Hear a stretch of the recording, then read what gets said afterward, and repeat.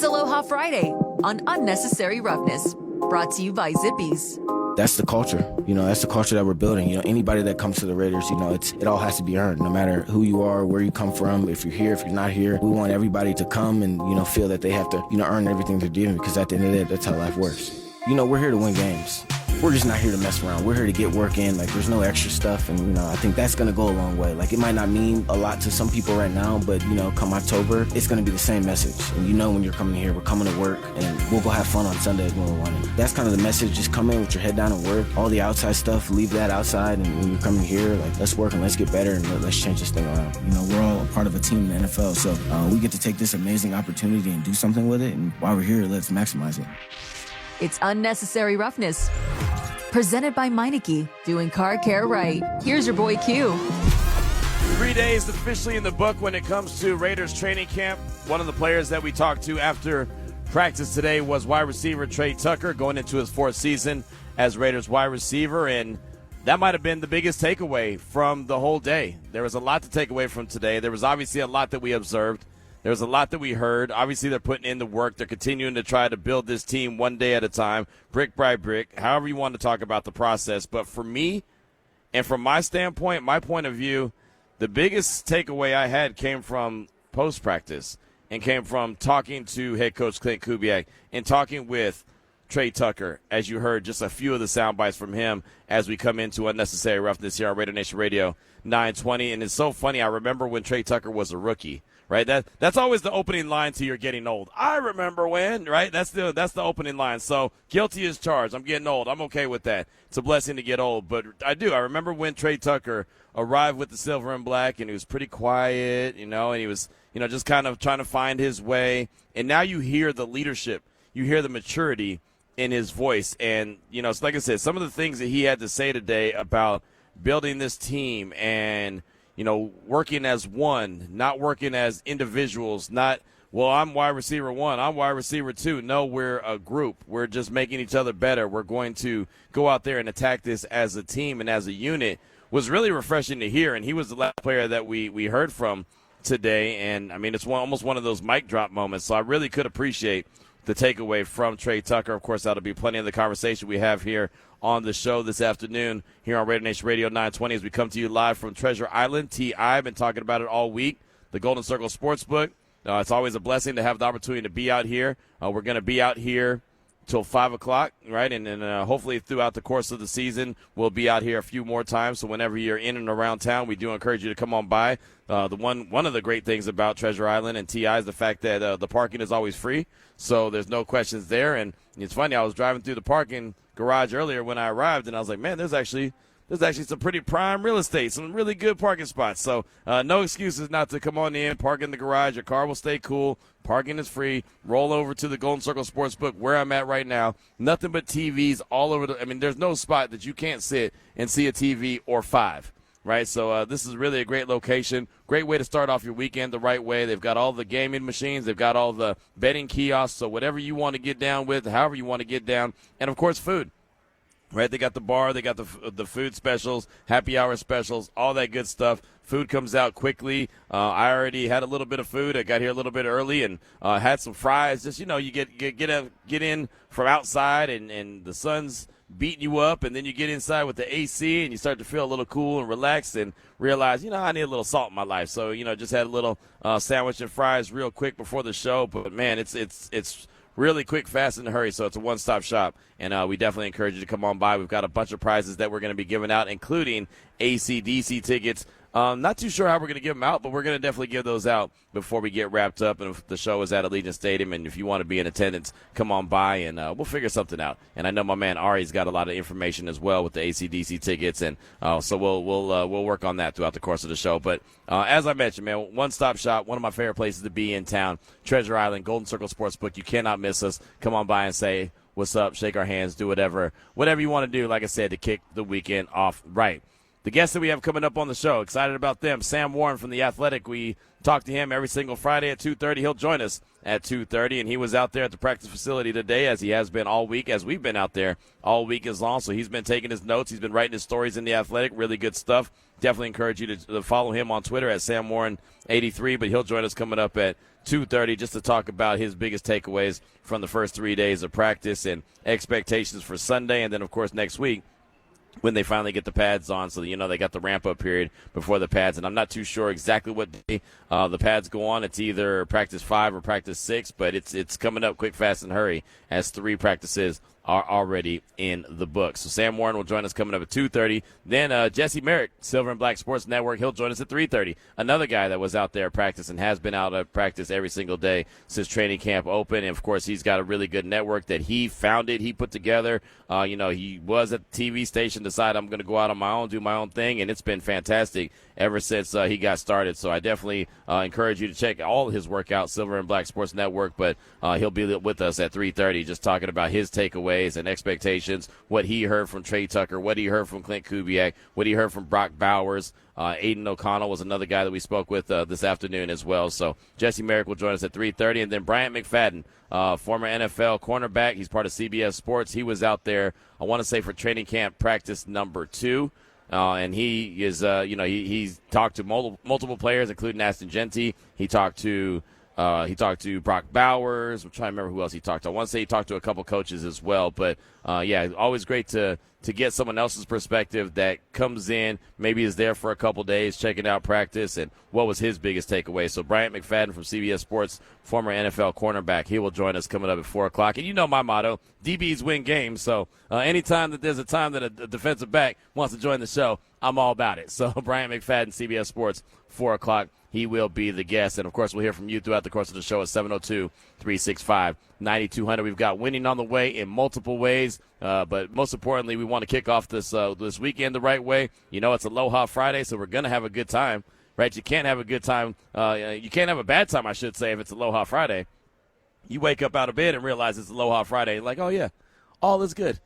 Nothing to see here. We are good. So there you go. It's Aloha Friday, brought to you by our good friends at Zippy's, and we appreciate them. So 702-365-9200, that's the number that you're going to need to be a part of the show. We definitely want you to be a part of the show. Ari, what is the word of the day today? Summer fun is going on. It's the last day for the trip that we have currently going on. We'll have a new trip coming up on Monday, but you have till 5 o'clock to text what word in, Ari? Ooh, this is tough. Independence. INDEPENDENCE.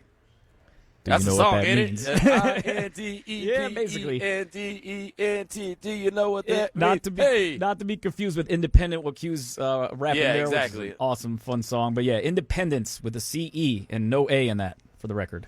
Text line. There you go. Spell it one more time, man, because we didn't confuse everybody. Get the beat on? No. INDEPENDENCE. There it is, right there. They so say rap doesn't help you spell things. Come on now. There you go. Exactly right. It's an educational program around here. That's what we have as well. So text that till 702-365-9200. You have till 5 o'clock, and you'll get in to win the trip. And, of course, if you don't want to take the trip, you can take the cash. The cash is $3,000, and that's all thanks and courtesy of our good friends at Terribles, and we appreciate them as well. So, as you can tell, we're locked and loaded, man. Sam Warren at 2:30, Jesse Merrick at 3:30, Bryant McFadden at 4, and you throughout the course of the show. Before we get into the opening drive, we got to hear from our guy E-Rob. Yesterday was important. The weekend's definitely going to be important, but today is important. And why is that? Because every day matters. The older you get, the more you start appreciating day in and day out, because I can't get that time back. I'm in the business of saying, not if I would have did this or if I would have did that. I'm in the business of now. Mailman Raider said, when did Ari turn into Webby?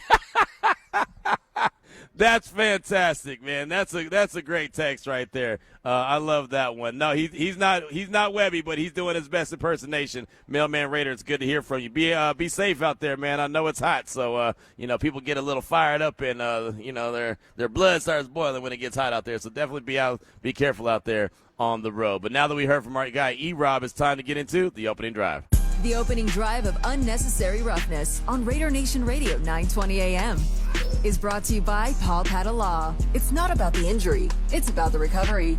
So a couple things that was going through my mind when I was trying to put this show together today, and I was thinking, all right, what's the topic that we're going to finish off the week on this Aloha Friday brought to you by Zippy's? What are we going to finish off the week talking about? And then I just started thinking about the Raiders, and I started thinking about the history of the Raiders and, looking around the facility and, just checking out, seeing MD observing, watching all the practice, and seeing Mike Haynes walk across the practice field and chopping it up with him for a few minutes. And the cool thing, man, is being out there at the facility, and you just never know who's going to show up. So when randomly all of a sudden Mike Haynes starts, walking across the field, it's really cool. And then for him to chop it up with me and say, hey, what'd you see here? Or, man, these guys look pretty good. Or what do you think about this certain player? And, we just chopped it up for just a couple minutes real quick. But it's always great to have that moment because the greatness of a guy like Mike Haynes. And you also realize the greatness of a lot of the players that have gone through the doors that are the organization of the Raiders, whether it's Oakland, whether it's Las Vegas now, or Los Angeles and now Las Vegas, right? So, the Raiders have just a plethora of talented dudes that, are in Canton, Ohio now that have gold jackets, just represent greatness. And so, one of the things that always pops in my head and something that Mark Davis has said multiple times, the greatness of the Raiders is in the future. So as I think about that, I want to ask you the question. The greatness of the Raiders is in the future. What do you think about that future? Is this what we're seeing right now with Clint Kubiak and company? Is this the beginning of that arrival? Not saying it's there. I'm not trying to get way ahead of myself. But is this the chapter that is the beginning of the future of greatness, if you know what I mean? How will you know? When will you know that, okay, this is the right chapter? This is the part of the book that I want to read, I want to be a part of, because greatness is on the way. How will you know when that arrives? Because, again, I look at that and I say the greatness of the Raiders is in the future. Where is the future at? Is the future closer than we expect? Is Clint Kubiak and company, are they starting to knock on that door of greatness by what they're going to put together? And, again, nothing is done overnight.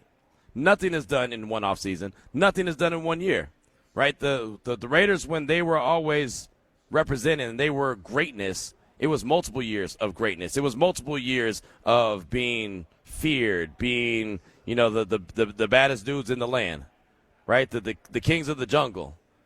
It wasn't just one, great training camp, one great offseason, one really good draft. It was never that. It was a compilation of everything. But at some point, if the greatness of the Raiders is in the future, you got to start putting the building blocks, right? You got to start building that. Or are you going to just keep saying that until the end of time? Oh, the greatness is on the way. The greatness is in the future, in the future. Like, wait, what?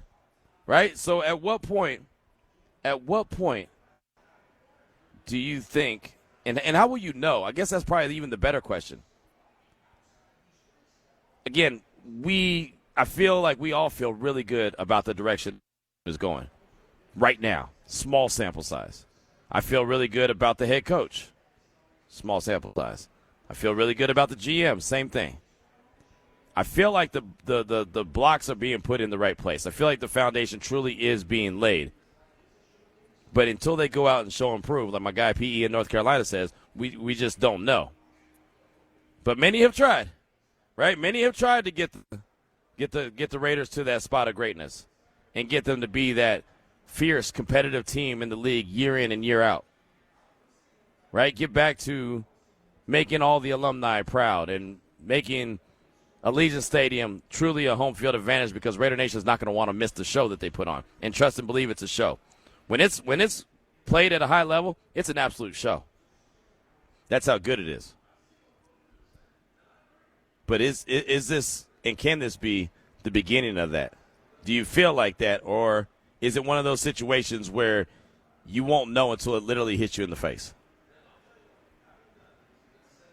So I like open discussions. I like open conversations. What needs to be established? I feel like you've got to have a quarterback, and obviously we all believe that the Raiders have a quarterback. We haven't seen him, even though Fernando looked pretty good again today. Small sample sizes. Nothing we won't know how good he is, or we won't know how good some of these players are until they actually are playing games. But, as I start thinking about it, I start thinking, okay, well, what do you need to have? Got to have a quarterback. Okay, I believe they have that. Got to have some playmakers. They got Brock Bowers, one of the best in the business. One of the absolute best in the business. Ashton Genty, I believe, could be one of the best in the business. Max Crosby's one of the best in the business. Like, that's not a bad starting point. That's not a bad starting point if you're trying to collect all the talent, put it all together, and come out with a hell of a product that everyone could be proud of, from everyone in the building to Raider Nation. Where you can walk out and everyone who calls into the show or texts into the show or tweets into the show can walk out with their Raider gear on wherever they go. Raider Dave could walk around Denver with his shield on his chest like, yep, what? What you going to tell me? What you going to tell me? Or you could go to L.A. and, see Charger fans if they're there, right, and brag about, hey, yeah, Raider Nation. Or when the Raiders go on road trips, take over other stadiums, right? Like you see other fans come to Allegiant Stadium and be loud and proud and say it with their chest because they feel like, well, there's nothing intimidating there. That's going to be a dub. They feel good. Man, I'm going to go take a 3-day trip to Vegas, and on the last day, on Sunday, I'm going to go watch the game, watch my team get a win, and, man, it's going to be a fantastic vacation. That's what they think. At some point, the Raiders got to shut that down. Stop letting that happen. But it takes consistency. It takes a lot of really good players. Like, that's what we always know, right? When the Raiders were great, why were they great? Because they had all the damn good players. They were all members of the Raiders, but you have to stack them. You have to build them. Is the building process starting right now? Like I said, you see it written. You hear it talked about. The greatness of the Raiders in the future. What do you think about that future? Is this the beginning of that arrival, and how will you know? 702-365-9200. You got some really good texts coming through already. Q the way, and this is from Meineke. Or no, it's from Tech Raider. All right, there we go. All I had to do was see the second text. That's all. I had to wait for the signature. Q, the way we'll know that the future has arrived is when the Raiders have shown 3 straight years of improvement with the same GM, coach, and quarterback. So he's looking for consistency. That text meant consistency. That's what's going to tell him, Tech Raider, when the greatness is arriving or has arrived. I joke about it all the time. It'd be great to see a coach get a contract extension, right? It'd be great to see a GM get a contract extension, right? Doesn't happen very often. But I feel good about the direction it's going. I feel good about the current GM. I feel good about the current head coach. But it's such a small sample size. It's hard to just go 10 toes in and say, yep, this is it. They have arrived, because we haven't seen it. Big Brent, he said, I think the greatness has to hit me in the face. Okay. I have a good feeling, but I had a good feeling Pete Carroll, AP, not McDaniels, and with Gruden. And every year I've fallen for it, but I really, truly think this is the start. Also, we don't need no damn wide receiver. Okay, he said that in all caps. So when you say it in all caps, you're yelling at me. Not me, but he's yelling. Naylor and Tucker are going to be 1 and 2, and they're gonna make the league, and everyone who covers them regrets the Raiders saying the Raiders have no wide receivers. Okay, I got what you're saying. So anyone who covers the league who has said that the Raiders don't have any wide receivers, the Raiders are going to make them regret it. Okay, all right, I like that. So he said it's going to hit him in the face. The greatness has to hit him in the face. Okay. We got this one. Sir Whiskey Ray, it's always good to hear from him. What's up? Happy Aloha Friday, gentlemen. And to answer today's topic, I'll keep it short and sweet. It's when we start winning consistently. That's it. Thanks as always. Have a great upcoming weekend. Perfect on Aloha Friday. Short, sweet, right to the point. Consistently winning. You heard Trey Tucker on the way in. We want to win games. That was one of the things. We want to win games. We're not here to have fun. We're not here to play around. One of the things he said at the end of his presser, as a matter of fact, you heard it on the sound in when the show's opened up, is that we get an opportunity to play football, and we have to take advantage of this great opportunity we have. And I'm just paraphrasing. But that really stood out to me. And I don't mind going behind the curtain and just telling you the real truths. So we're at the facility, and Trey Tucker wrapped up, and as I mentioned, he was the last player that we talked to, and then the media time was over. And there's some UNLV students, communication students, people that are trying to get into the field that I'm blessed to be in right now. And there's been a young man that has been for the last 3 days kind of by my side.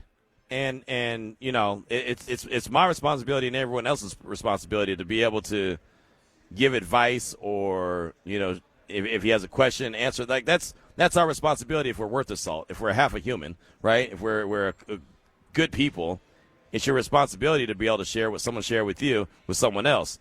So because he's been so, you know, as a matter of fact, in asking questions and just wants to, you know, kind of get to know what to do, how to do it, what's appropriate, what's not, all this other stuff, asking phenomenal questions. Like, I think he's going to be really good because he cares. But when Trey Tucker said that, and then that was the last thing, I pulled him to the side and said, hey, that you heard what he just said about football? Take it the same way for what we're doing right now. It's not everybody who gets to walk through these doors, stand in front of these coaches, stand next to these players, watch this practice, be able to comment on it, and know that you know what you're talking about because you've seen it. Not, you know, it's not throwing any shade at anyone who's not around seeing it, but it's a different thing when you're there.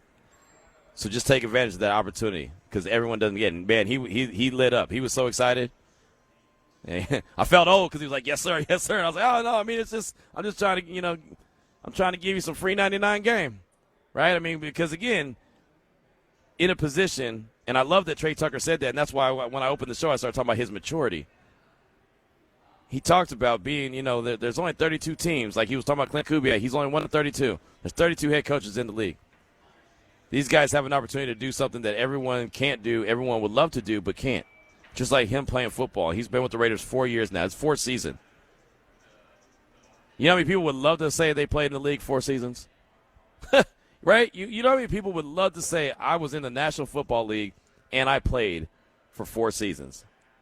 And no, that's not a long time, but in the NFL, it's an extremely long time. It's just it's such an awesome opportunity. So I just thought that was so meaningful, and so I just had to, you know, like I said, pull my man to the side and was like, hey, just take what he just said, man, and don't forget that. And he's like, yeah, you know, and it made sense.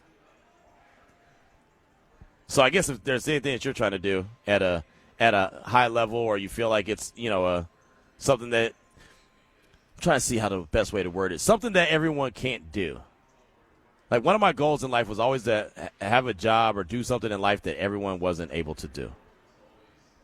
And I think I did a pretty good job of it, but I always want to do something different. And so if you're ever in that position where you want to do something different and you feel like everyone's not, you know, in the same position to do it, when you get that opportunity, just do everything you can with it.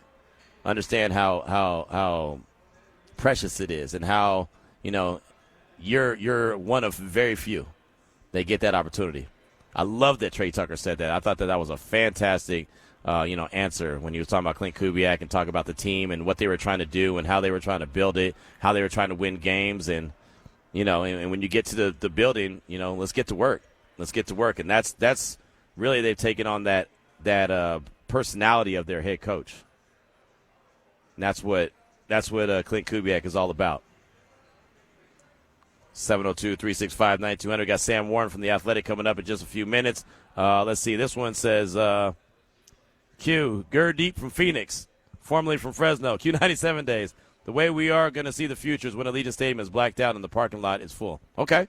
I like that. Shout out to Q97 back in the day. How about this one from Sean, 916? It's always great to hear from Sean. Sean, he said, this very well could be the beginning if, in caps, Mendoza and Kubiak really do work out. It's curtains for this division.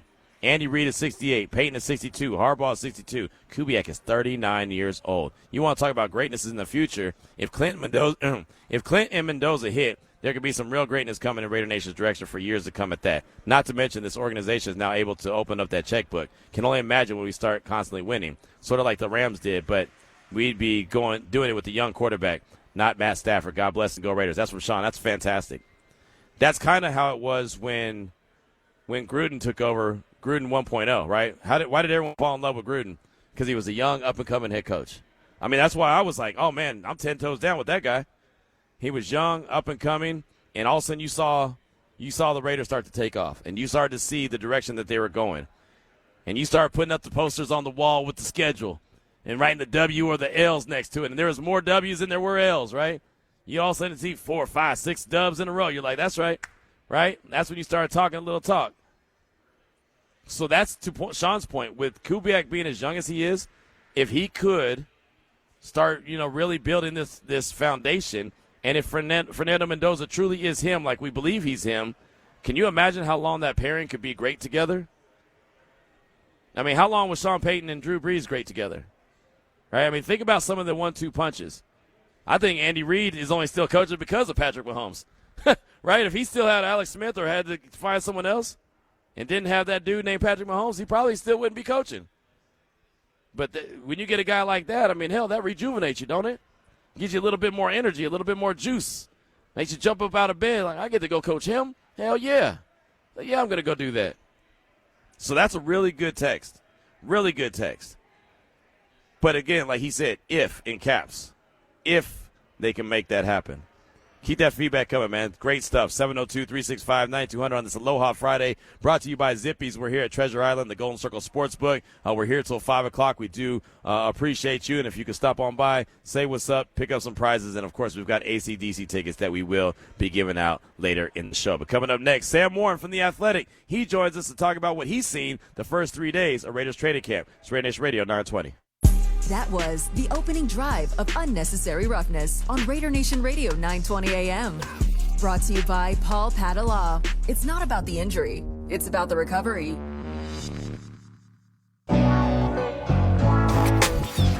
Yeah, no, I think like those heavy 12, 21 personnels and just that. I mean, I think there's so much versatility, especially with Mike out there. You can do so many things like running routes.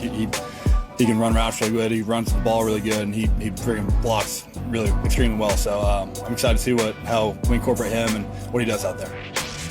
Now back to Unnecessary Roughness with your boy Q. Presented by Meineke, doing car care right. Brock Bowers right there. He's never a guy that's going to have a whole lot to say. Never going to give you a long, drawn-out answer, but actually that was the longest answer that we heard from him this afternoon as he met with us after practice when he was talking about the heavy sets, talking about Michael Mayer being out there, obviously Clint Kubiak's offense, and that question was asked by our next guest, that's Sam Warren from The Athletic, as he joins us here. Unnecessary Roughness on RaiderNation Radio 920. And Sam, thanks so much for your time. As always, I definitely appreciate you. And we'll start right there with Brock Bowers. I mean, there's no mystery that all of a sudden he's some stud. I mean, that's just who he is. But you asked the question about the 12 personnel, Michael Mayer being involved. What are your early thoughts on how this offense can really showcase not just Brock, but also Michael Mayer? Yeah, I mean, we've seen a ton of Michael out there with the first team, which, that's kind of what this Clint Kubiak offense is grounded in, is that kind of heavy personnel, 2 tight ends. We saw it in Seattle, and we saw the success that they had with it. And I think just the way that this team is built, we've never really been able to see Michael Mayer play up to the second round pick potential that he had just because he's been behind Brock Bowers. But having both of them on the field, with kind of some of the limitations that are in this wide receiver room, having both of them as a receiving threat, having them both as blockers, I think the Raiders are really excited about it, and we've seen really good returns from it so far in training camp, even though, those sets kind of are grounded in physicality, and we'll see how it goes once the pads come on. But from what we've seen in shells, it's really worked so far. It feels like day 2 and day 3 have really been the Brock Bowers show. What have you seen from Brock? No, again, knowing how great he is, but what have you seen from him early on? Yeah, I mean, the dude's a matchup nightmare. Like, wherever he's lining up on the field, he has the tools to really beat any defender that he's going against, whether it's his size, whether it's his speed, just his separation. I mean, the way that we've seen him win on these crossers, streaking across the field, it's really impressive. And I think Raider fans should be really excited about what his prospects are in this Clint Kubiak offense, just because it seems like it's built for him to a T. So he's looking healthy. He's looking fast out there. I think everybody should be really excited about him. Sam Warren from The Athletic is with us here on RaiderNation Radio 920. What about the guy throwing him the ball consistently? That's Kirk Cousins. What have you seen from him through the first 3 days? Yeah, I mean, he's looked poised. He's looked controlled of the offense. And, the biggest thing that always stands out to me with Kirk is just the passion that he plays the game with. I mean, the guy, every single big play he makes, he's getting in the defense's face. He's bringing the energy. And I forget who said it today, but they're talking about that energy pushing this team forward and really Kirk being a leader. So, he's looked good throwing the ball. He's looked in control. He's looked being able to command, and I think a lot of that is rooted in his experience with Clint Kubiak's offense and having that veteran knowledge of where his receivers are going to be and how the scheme works. But I think that the biggest factor that he's going to be is just the energy that he's bringing and just the passion that he's instilling in the rest of his team. What have you seen from him when it comes to just looking healthy and being able to roll out? And look, he's never going to be mistaken for like Lamar Jackson or some guy that's fleet-footed. But just, I know Raider Nation has some concern because he's older. We know about the Achilles. What have you seen from him just as far as like looking healthy out there? Yeah, I saw some concerns when people were looking at him running some wind sprints, warming up and stuff like that. But it seems like he has a little bit of twitch there. He said as much that he feels, healthier than he has in years past. And he's obviously getting older. I think he's going to be 37. I forget how old he's going to be when the year starts. But, he's looked fine to me. And I don't think he's ever going to be asked to be rolling out of the pocket all too much. He's going to be a pocket passer. And the Clint Kubiak offense is fine with that. So, I think he's looked fine so far, and there shouldn't be a whole ton of concern about how he's looking mobility-wise. We've seen a lot from the tight ends, but we haven't seen a ton from the wide receivers yet. What are your thoughts on just what you've seen from those guys, Jack Bech, Dante Thornton, Tucker, and Naylor as well, just from the wide receivers in general? Yeah, I think we saw more of it today. I think there was, in the first couple of days of practice, there was a lot of, kind of quick, efficient passes, more, getting the quick game going. But today we saw more red zone, more shots being taken. We saw some impressive plays, I think, from Jalen Naylor, Trey Tucker. Malik Benson keeps getting his name called, and he had an impressive catch. I think he was out of bounds today, but, he had an impressive catch from Fernando Mendoza. So, I think they're excited about that group. We've seen a lot of them being moved around within the group. A lot of guys have been working with the 1s, 2s, 3s. There hasn't really been a hierarchy within the team outside of, Trey Tucker and Jalen Naylor really getting the majority of those reps with the 1s. But I think they're excited about what they're able to do. And Trey was talking about kind of just how this group is complementing each other, and there's a lot of different things that each guy can do. So I think it's instead of like a specific hierarchy with the team, I think they're just excited about all the different weapons that that collective group can provide for them. When it comes to the wide receivers, can that recipe work? And what I mean by that is not having that true number one wide receiver that everyone says the Raiders don't have. Instead having a collective of guys that can do a lot of different things in this offense. Can that approach work, in your opinion? Yeah, so I think the interesting thing is the way that they're going to use the guy that we talked about to start off this segment is Brock Bowers. He is a guy who can almost take those targets as if he was a number one wide receiver. And, when the effect of having a number one receiver in an offense is that it helps the rest of the pass catchers within the group and takes a little bit less of attention off those guys. But when you have a guy in the middle like Brock, who's going to command a lot of attention from opposing defenses because they know how good he is, I think that's going to help these other receivers. So, there are going to be some shutdown corners, and the Raiders might run into trouble with those guys that are going to be designated with covering receivers. But I think the threat of Brock Bowers kind of being that number one target will help this group and lessen the load of not having a premier guy on the outside. Sam Warren from The Athletic is with us here on Unnecessary Roughness, Raider Nation Radio 920. When it comes to Trey Tucker, and I kind of started the show off saying that I was really impressed by hearing what he had to say after practice. What were your kind of biggest takeaways from listening to Trey? Sounded like he's very mature now in his fourth season. Yeah, he seems super mature.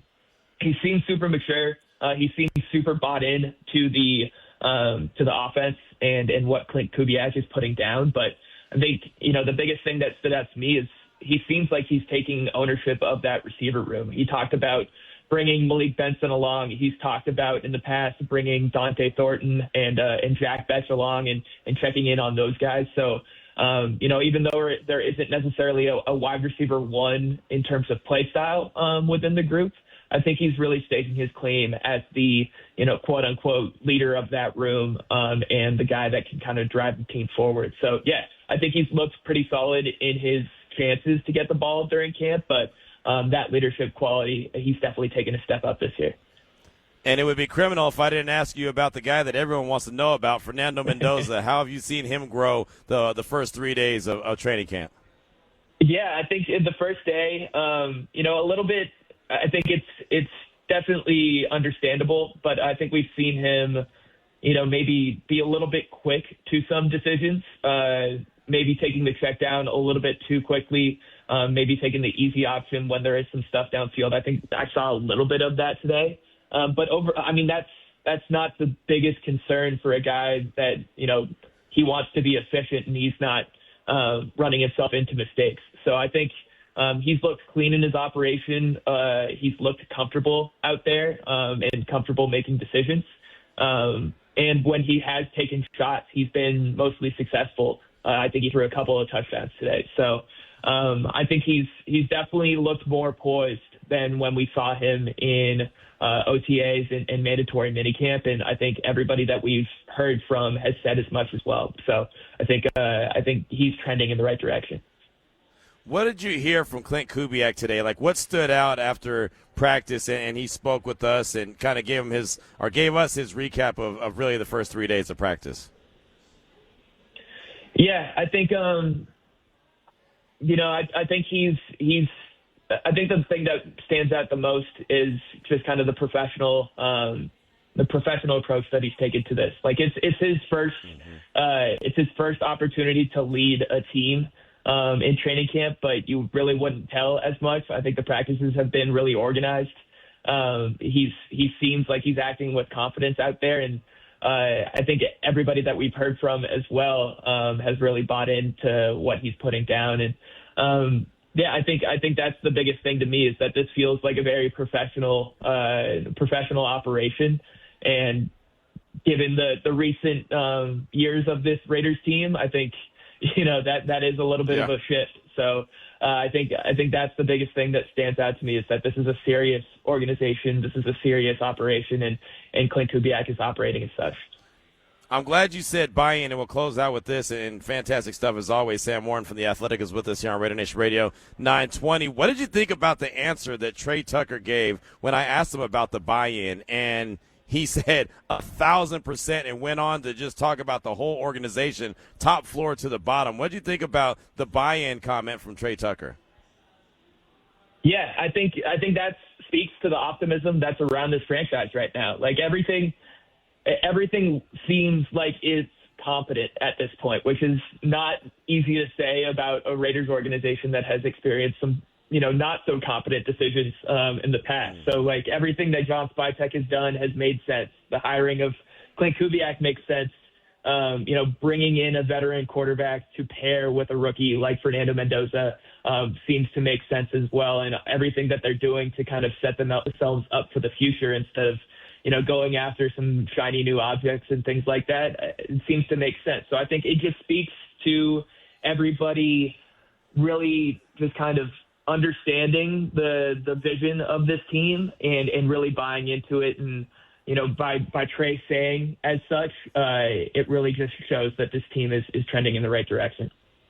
Yeah, it felt like it, and that was a hell of a cosign that he had for the team when he said that they were bought in 1,000%. That really stood out to me when Trey Tucker spoke following practice. Well, Sam, great stuff as always, my man. I'm sure you're doing some recaps, but what are you working on, man, that we should be on the lookout for?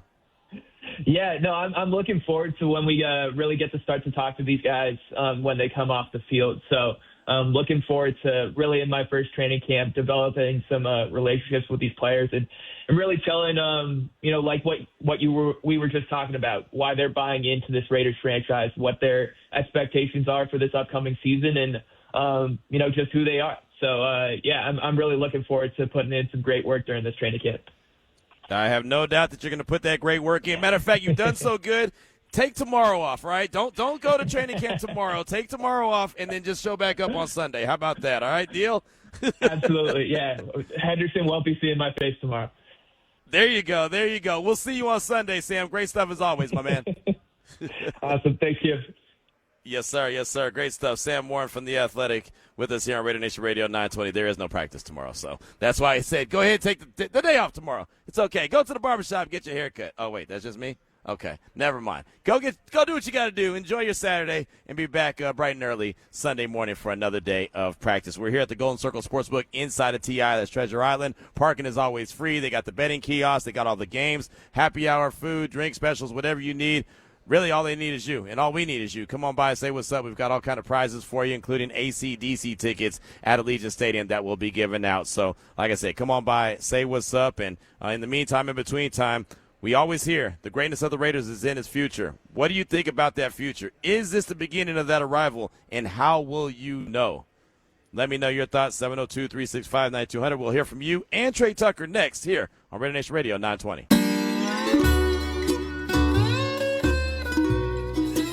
It's Aloha Friday on Unnecessary Roughness. Brought to you by Zippies. It's always great to hear the sounds of Aloha Friday, and it is Aloha Friday brought to you by Zippies. And today our location, the Golden Circle Sportsbook inside of Treasure Island. That's TI. Parking is always free. We're going to be here till 5 o'clock. We do encourage you to come on by, say what's up, or say aloha, since it is Aloha Friday. But we do appreciate when you chime in on the phone line and the text line as well. Same number, 702-365-9200. Threw the question out there. We always hear the greatness of the Raiders. It's in the future. What do you think about that future? Is this the beginning of that arrival? How will you know? It's Unnecessary Roughness here, Raider Nation Radio 920. Let's go.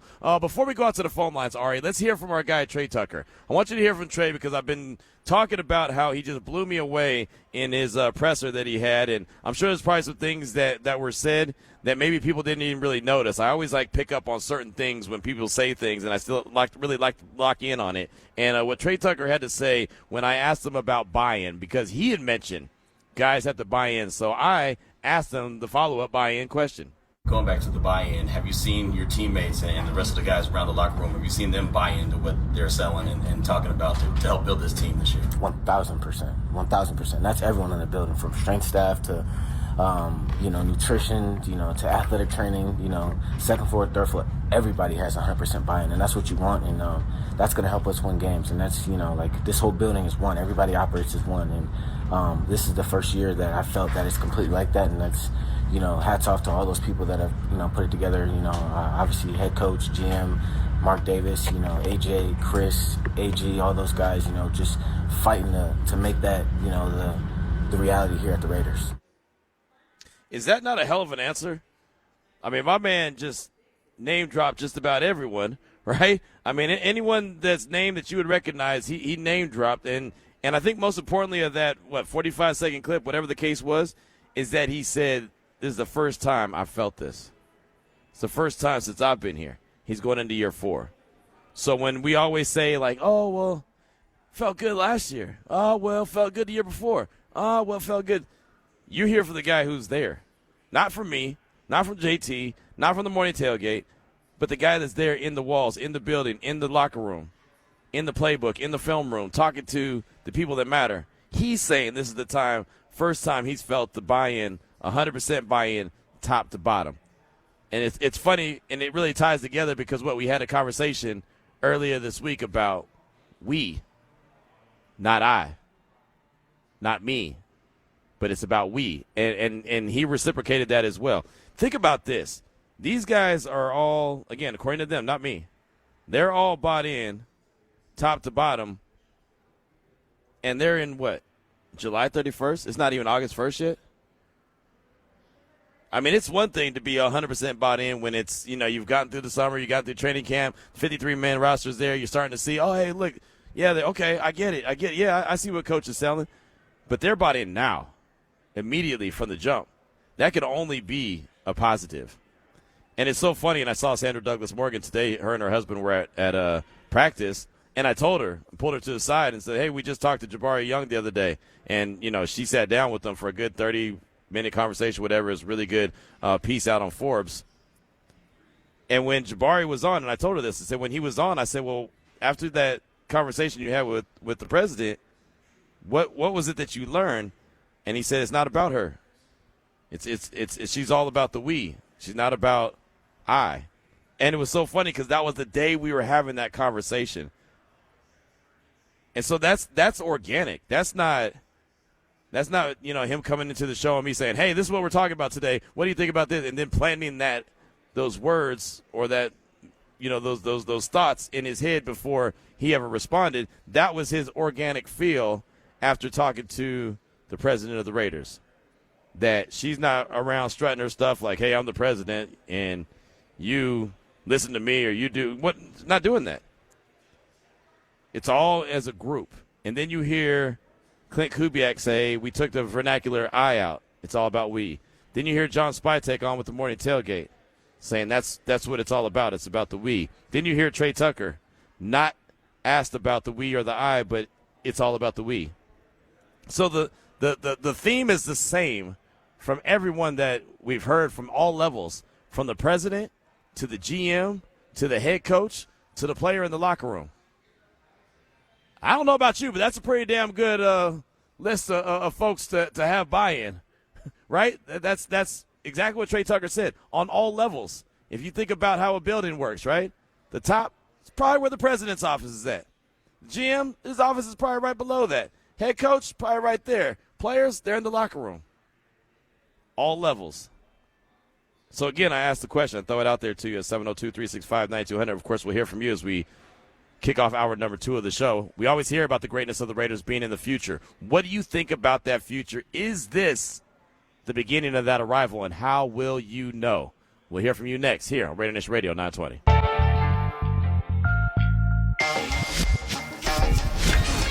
Oh, yeah, for sure. I think it's getting better each and every day. But we got to keep on hitting at it each and every day. And especially during times like this, you know what I'm saying? So we're getting a lot of team periods and everything like that. Personnel is changing. So the bigger the communication is, the better we're going to be overall, you know what I'm saying?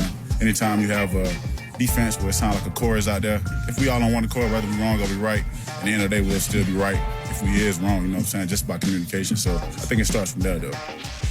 It's Unnecessary Roughness. Presented by Meineke, doing car care right. Here's your boy Q. Communication, very important. Defense, offense, got to be able to communicate. You could be the best athlete, you could be the best football player. If you can't communicate or understand that someone else is communicating to you or with you, you're not going to get it done. Communication is so important. Offensive line, defensive line, secondary, all those guys, quarterback to wide receivers. Sometimes it's silent communication, but you still have to find a way to communicate. It is Unnecessary Roughness here on RaiderNation Radio 920. We're here at the Golden Circle Sportsbook inside of TI as Treasure Island. Parking is always free. We encourage you to come on by and hang out and say what's up. We just had Rick and Brett just stop by, pick up a couple T-shirts, and pick up some cups and koozies. And like I said, we encourage you to do the same thing. We're here till 5 o'clock. 702-365-9200. That's the number. We threw the question out there to you. We hear about the greatness of the Raiders all the time. What do you think about that future? Is this the beginning of that arrival, and how will you know? Again, 702-365-9200. Diego in Arizona said, I believe the future was invested with Brock, but the future will be this season. Regardless of the record, this is a new everything across the board.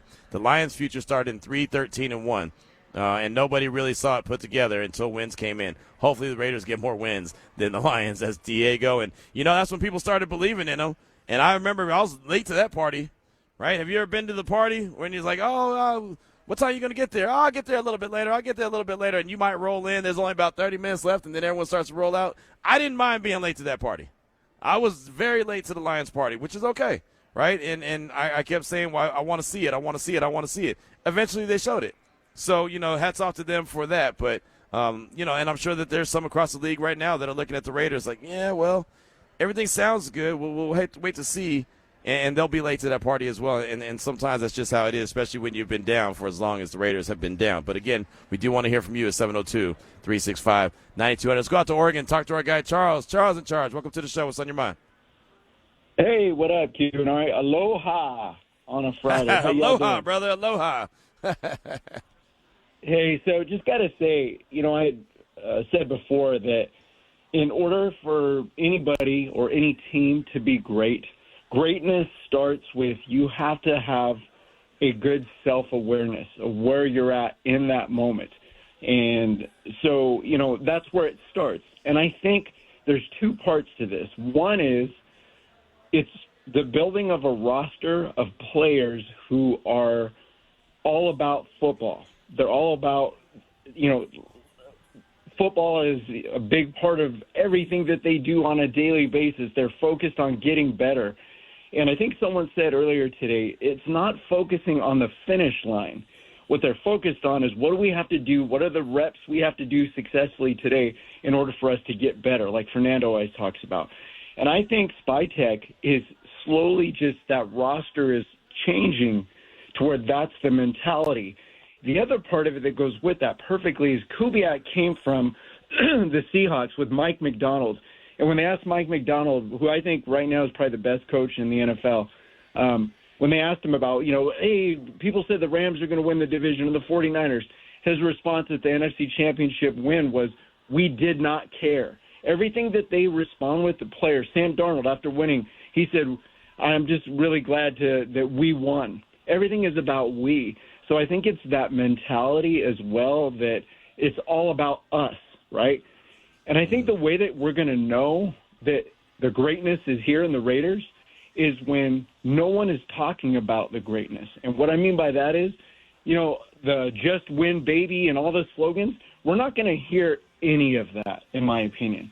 We're going to see it, and they're going to be talking about the hard work that they're putting in every single day and how they have their brothers back, and that we're going to continue to work today to get better. We are going to get better. That's when you're going to know that we're on our way to greatness. So are we there yet? Not even close. Got a long ways to go. However, I think they're taking the right path. Other thing I got to say, I just wanted to say I love what you said about that young man that's, I think it was a young man that's following you around, that's learned communications major, and what you said about, when you have a gift from God that has been given to you and you can do something that other people can't, you need to ride that out and immerse yourself with that. As a college counselor, I tell people that all the time. You got to find that thing that's an extension of who you are as a person, and if you can bless someone's life with that gift you've been given, then you've got to go with it. So I just want to encourage, I think it's great that you're mentoring and helping out these students, and I think it's great that this young man sounds like he's locked in and something, he's finding an extension of who he is as a person to be successful. Other thing I just got to say, I will be out there. My wife and I, Tiffany and I, are coming out to Vegas 9th through the 13th. We're going to hit up Allegiant practice on that Tuesday. Then we're hitting the Cardinals-Raiders game Thursday. And we're going to see Backstreet Boys again at the Sphere. Why? Because I love my wife and she wants to dance, man. So we're going to go to Backstreet Boys again. So looking forward to hopefully seeing you, out at Allegiant or at some point maybe at the Torch or whatever. But looking forward to coming out to Vegas 9th through the 16th, actually. So, hey, God bless you guys. Have a great weekend, man. Hey, great call. Great call. Thanks so much. Yeah, I look forward to seeing you, man. And, yeah, you'll definitely see me at the Torch. I'll be at Allegiant Stadium. Look forward to that practice coming up on the 11th, and, of course, that game on the 13th. That'll be the first preseason game. Really good call, man. Really good call. Definitely appreciate that feedback. Let's go out to Sacramento. Let's talk to our guy, Raider Greg. Raider Greg, welcome to the show. What's on your mind? Oh, just Greg. Greg. Sorry, Greg. I'm in Rhode Island if it's me. It's you. Oh, I'm in Rhode Island. I'm not in Sacramento. My bad. I just saw Greg. The information that was passed to me was Greg, and I assumed that was my fault. Listen, Q, I think you're one of the greatest of all time. I think that Telesco set us up, and he got no respect for what he did for us. I think the Raiders are on the right track. I think that they are going to be way better than people think this year. I think they have 9-10 wins in them. They're going to be shooting for the playoffs. I am so excited. I think that we are on the right track, and we just have to be there. I appreciate you. I appreciate Ari. I appreciate everything you do for us on the East Coast. And I hope to see you in Houston in the preseason game. I will be there. I will be there for sure. Greg, thanks so much. Greg in Rhode Island right there. My bad. I assumed every Greg was Greg in Sacramento because that's my guy, but really good call. Definitely appreciate you. And I'm glad you mentioned Tom Telesco because I do think that he did a good job, and he was really just, in my opinion, just a casualty, right, of the circumstances. But, I mean, he landed Brock Bowers. right? And look, I know Brock Bowers fell into his lap, but none of us were talking about Brock Bowers. I promise you the only one who was talking about Brock Bowers, at least on this show, was Ryan Hoke. He was the only one who was talking about Brock Bowers. All the rest of us were like, oh, they just drafted Michael Mayer. They need a quarterback. They need an offensive lineman. They need this, that, and the third. And he went out and got the baddest man in all the land. He got the king of the jungle, right? I mean, there's the wild animals in the jungle, and then Brock Bowers shows up and roars, and everyone's like, oh, I'm out. This has been fun. I'm gone. Brock's here. See ya. That's what that is. And look, he's the baddest man in the land, and we know that. And he's going to be that guy that the Raiders are going to rely on heavily to be that number one target, to be that weapon for Kirk Cousins, Fernando Mendoza, and the rest of the organization and Clint Kubiak's offense in general. Thanks so much for the call. Appreciate you. Let's go out to the phone lines, talk to the historian, Raider 66. Welcome to the show. What's on your mind? Hey, Q, how you doing? Good. How are you, brother? I'm doing okay. We're talking about the future today, but I briefly want to go back to the past because today is July 31st. 67 years ago, the Raiders played their first game ever against the Dallas Texans on this day. And that was quite an accomplishment because only 6 months earlier, on January 30th, they received the right to have a team in Oakland. They had no coaches. They had no stadium. They had no uniforms. They had a supplemental draft to get enough players to fill in a roster. And from that, this humble beginnings of a team rose to one of the most feared organizations in professional sports and the winningest all like a quarter of a century. So it's possible to get back there again. We are going to be doing it. Back then you could look anywhere and there's a Hall of Famer on that roster everywhere in the 60s and 70s. And right now, thanks to Telesco, thanks to Spytech, we've got players on this team that potentially, now potential means you haven't done it yet. Potentially, We've got like 5 Hall of Famers here. You've got Tyler and Max. They've done it. They're well on their way. You got Brock. You got Ashton, and we hope Fernando. So the foundation is being set. That's why the future is so close at hand. You've got people all pulling in the same direction. You've documented here. It's not I, it's we. Everybody is on that same page, and that's what you need. You've got an offense where you've got Coach Kubiak, you got Janoku, you got Dennison. They don't have to break in with each other. They know each other. So we're hitting the ground running already. This is going to be absolutely amazing. And, Al Davis said it after Super Bowl 18, their last win. He said, when you have great players and you surround them with great coaching and you put them in a position to succeed and tell them, just win, baby.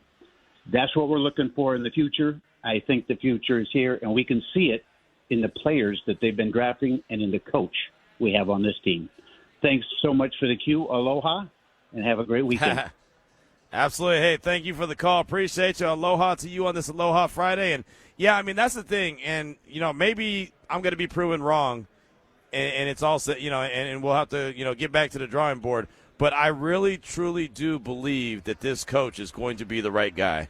For every reason that has been talked about in great detail, from John McClain, the general, to, callers and texters, from people that have, been around him when he's at different stops and what he does really well, from the players in the organization right now who we've talked to at different moments, during OTAs or mandatory minicamp or even training camp. It just seems like this is the guy. And I can't prove it right now. You don't win championships for 3 really good days of training camp or 2 good days of training camp and a rusty day, right? I mean, you don't win anything for that. This is all part of the process. You've got to get through training camp. You got to get through preseason. You got to get your best 53. You got to get the best guys that you can have for the practice squad. Like, there's so much work to do. And then, oh, by the way, you got to go out and win some games. Right? None of that matters if you don't go win games. So you have to do that. But I really, truly believe that this coach is the right guy for the job, and he's not one of those guys. Many of you, and I'll give you credit for this, many of you questioned last year, yeah, well, if Pete Carroll does good, then what's going to happen? He's not going to be around long. And I'm not trying to make this a bash Pete Carroll because I have a lot of respect. But I kept saying, well, they'll get the the team turn around, they'll establish a culture, and then he'll be able to pass the sticks on to someone else. And, yeah, that could work, but it could not work too, And so this is a scenario, if this does prove to be true, and he is the guy, I mean, look how long he could possibly build with this team. As we had the text from Sean earlier, he's 39? I mean, he could do this for a long time with this team and this quarterback and this system. If it was the fifth, we'd all be drunk, right? That's what they say. But there's just that something about this dude when we talk to him, when I do research and talk to others, it just seems like he is going to be the right guy for this organization. They've got a lot of pieces that they still got to put in place. They got a lot of heavy lifting they've got to do, but it has to start somewhere, right? You don't start building a house by putting the roof on it, right? I mean, you got to see that thing get built up brick by brick. Who's got this? Jersey Dave hit us on the text line. Hey Ari, hey Q, Aloha Friday. Just tuned in. Sorry to be a pain in the you-know-what. Hoping Q or you can mention the word of the day again. Thanks again. That's Jersey Dave. What's the word of the day, Ari? Go ahead. Just want to hear me spit this verse here. We do. Go ahead. Drop that hot fire. Independence. Independence. INDEPENDENCE. Do you know what that means? There you go. We know what that means. Independence. We're happy that we have it, right? So there you go. That's the word of the day. By 5 o'clock, you got to get that text in. That'll give you an opportunity for the summer of fun, win the trip, or take the cash. The cash is $3,000. Just Win Will hit us on this Aloha Friday. Okay, Q. I think I figured it out. Rock with me. Coach Kubiak said, "Ride for the brand." Maybe that's what's going on. If everyone in the building is riding for the brand, then that is why everyone is bought in so quickly. If that is our foundation, the generations of players to come will only know that way. So our future will be solidified in that manner. Hope that makes sense. Aloha Friday, or Aloha Raiders. There you go. That's from Just Win Will on this Aloha Friday. And yeah, that's you could be onto something with that. I appreciated it when we heard that, ride for the brand and play with shocking effort. And literally every day since we've had that, just like we use the E-Rob drop every day, I literally have on the outline that we, have the show planned out. Right on the bottom of the first page, it says, ride for the brand and play with shocking effort. Every single day I've done a show since that's been said, I've had that on the bottom of this outline. Ari's got it. I got it. Anyone who's got a copy of it has it. 702-365-9200. Let's go out to San Carlos. Talk to Scott. Big Scott, welcome to the show. What's on your mind on this Aloha Friday? Hey, Aloha Q. Thanks for taking my call 2 days in a row now. It's my first time, but I had to call in. I had to call in on your question because I think the question is, are we getting back to where we used to be, and do we feel like this team's going to be great again, and how do we know? And I think that's always tough because if I stepped back and I just looked at it analytically, I think probably next year is the year that you're going to really see results and see maybe some dramatic changes just because it's so much new this year. But having said that, my answer is still yeah. I do think that when I look at this team, we're starting back on that road. And my biggest reason is, the way I know, is for the first time in a long time, we drafted a quarterback who's also an athlete. Instead of, and I could rattle off 20 different quarterbacks going back however many years, where they kept reaching for an athlete and then hoping he could play quarterback. I mean, that's a generalization, but if you look at Jamarcus Russell, if you look at even all the way back to Jay Schrader and Marinovich, and, they just kept, except for Gannon, it was like all these guys, they just went and got these huge, not all of them, but then, a lot of them were the same model, big, huge guys, big arm. And then, we found out after 2 or 3 years that maybe they were a lot better athlete than they were a QB. So for me, getting Fernando in here, the way that he approaches the game, the way he talks, the stuff you read about him, just gives me a lot of hope. And I don't think we were ever actually all that far away outside of that position, especially now with Brock and with Ginty is what I mean. So going into this season with that change, and I totally agree with you about Kubiak. Never liked his dad, to be honest, but that's because. But happy to have him. Happy he's here. So anyway, you have a great Friday, Q. Thanks again, man. Aloha. Hey, thanks for the call, Scott. Appreciate you. Scott in San Carlos on this Aloha Friday here on Raider Nation Radio 920. Unnecessary roughness. Let me talk to my brother. Quick, welcome to the show. Quick, what's on your mind? Q-Ball, what it do? What's up, man? It's been a minute. How you doing? Up in the summer. Hey, check it out, man. Oh, man, you losing me? I got you now. You're here. Okay, my brother, check it out. I want to answer the question you had the other day about, do we need a team? Do we need the team to go, or do we need some individuals? And I think a lot of people called in the other day and said, man, we really need the team to be great. We really need the team. But, brother, we need our stars to play like stars. This is the time for our players, the ones that we're paying the most and ones that are saying the most. Max want to be a rapper? Go out there and have 15 sacks. We need Fernando to play well and be the man that we think that he is. Otherwise, it's called ancillary players. We got to have them, right? Everybody else on this team is just an ancillary player at this point, but we need them stars to play like stars. Q-Ball, I have my eyes on that defensive back room with you, man. You've been talking about it for years, and it's time. The competition between Porter, McCoy, and Hezekiah, or Mass, I think his name is. Bro, that's going to breed something right there. We're going to have some dogs behind them, too. So that's got me fired up, man. I'm at you later. Q-Ball, peace out, bro. Hey, man, it's always great to hear from you quick right there. And, yeah, I'm glad you brought up Hezekiah Masses because we do have some sound from Trey Tucker on him. He's been running with the ones, running with the twos. He's been all over the field. Again, it's an early process. It's only 3 days in. There's no pads yet. There's no physicality. But you want to talk about a dude who can shadow just about anybody. That's Hezekiah Masses. Jamad McCoy, we know he's a wild card. As long as he's healthy, and he's been out there and he's been practicing 3 days in a row, and they have a plan for him. So you're not going to hear him and hear from him every single day or see him out there every single day, but they have a plan for him, and he's got all the talent in the world. You bring in Stooks, you bring in Johnson, right? You got Teron Johnson that you make a trade for, and Porter as well. I mean, that's competition out there. So, yeah, I think that is going to be that room that we all looked at and was like, yeah, it's kind of questionable. I think that weakness has turned into a strength just by the guys that are in there, and the competition is going to be in there because everyone wants to win. Everyone wants to play. The only way you play is if you go out there and ball. You ball at a high level, that's what it's going to be. Really good stuff, man. Definitely appreciate that. 702-365-9200. Got a lot of texts rolling in, but let's go ahead and get to the money man. Let's get to Uncle Mitch. Money Mitch, welcome to the show. What's on your mind?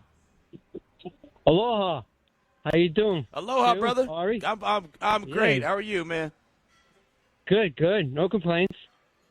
I gave you a lot yesterday, so I don't want you to have too much. You might have a little. You ain't lying. Hey, you gave me so much yesterday. I'm still trying to digest it all. You gave me so much yesterday. Hopefully more good than bad. Hopefully it's good. All in good fun. Well, I heard a lot of laughing and crying, so it can't be that bad. Exactly. I think I like our direction. We have a good backfield.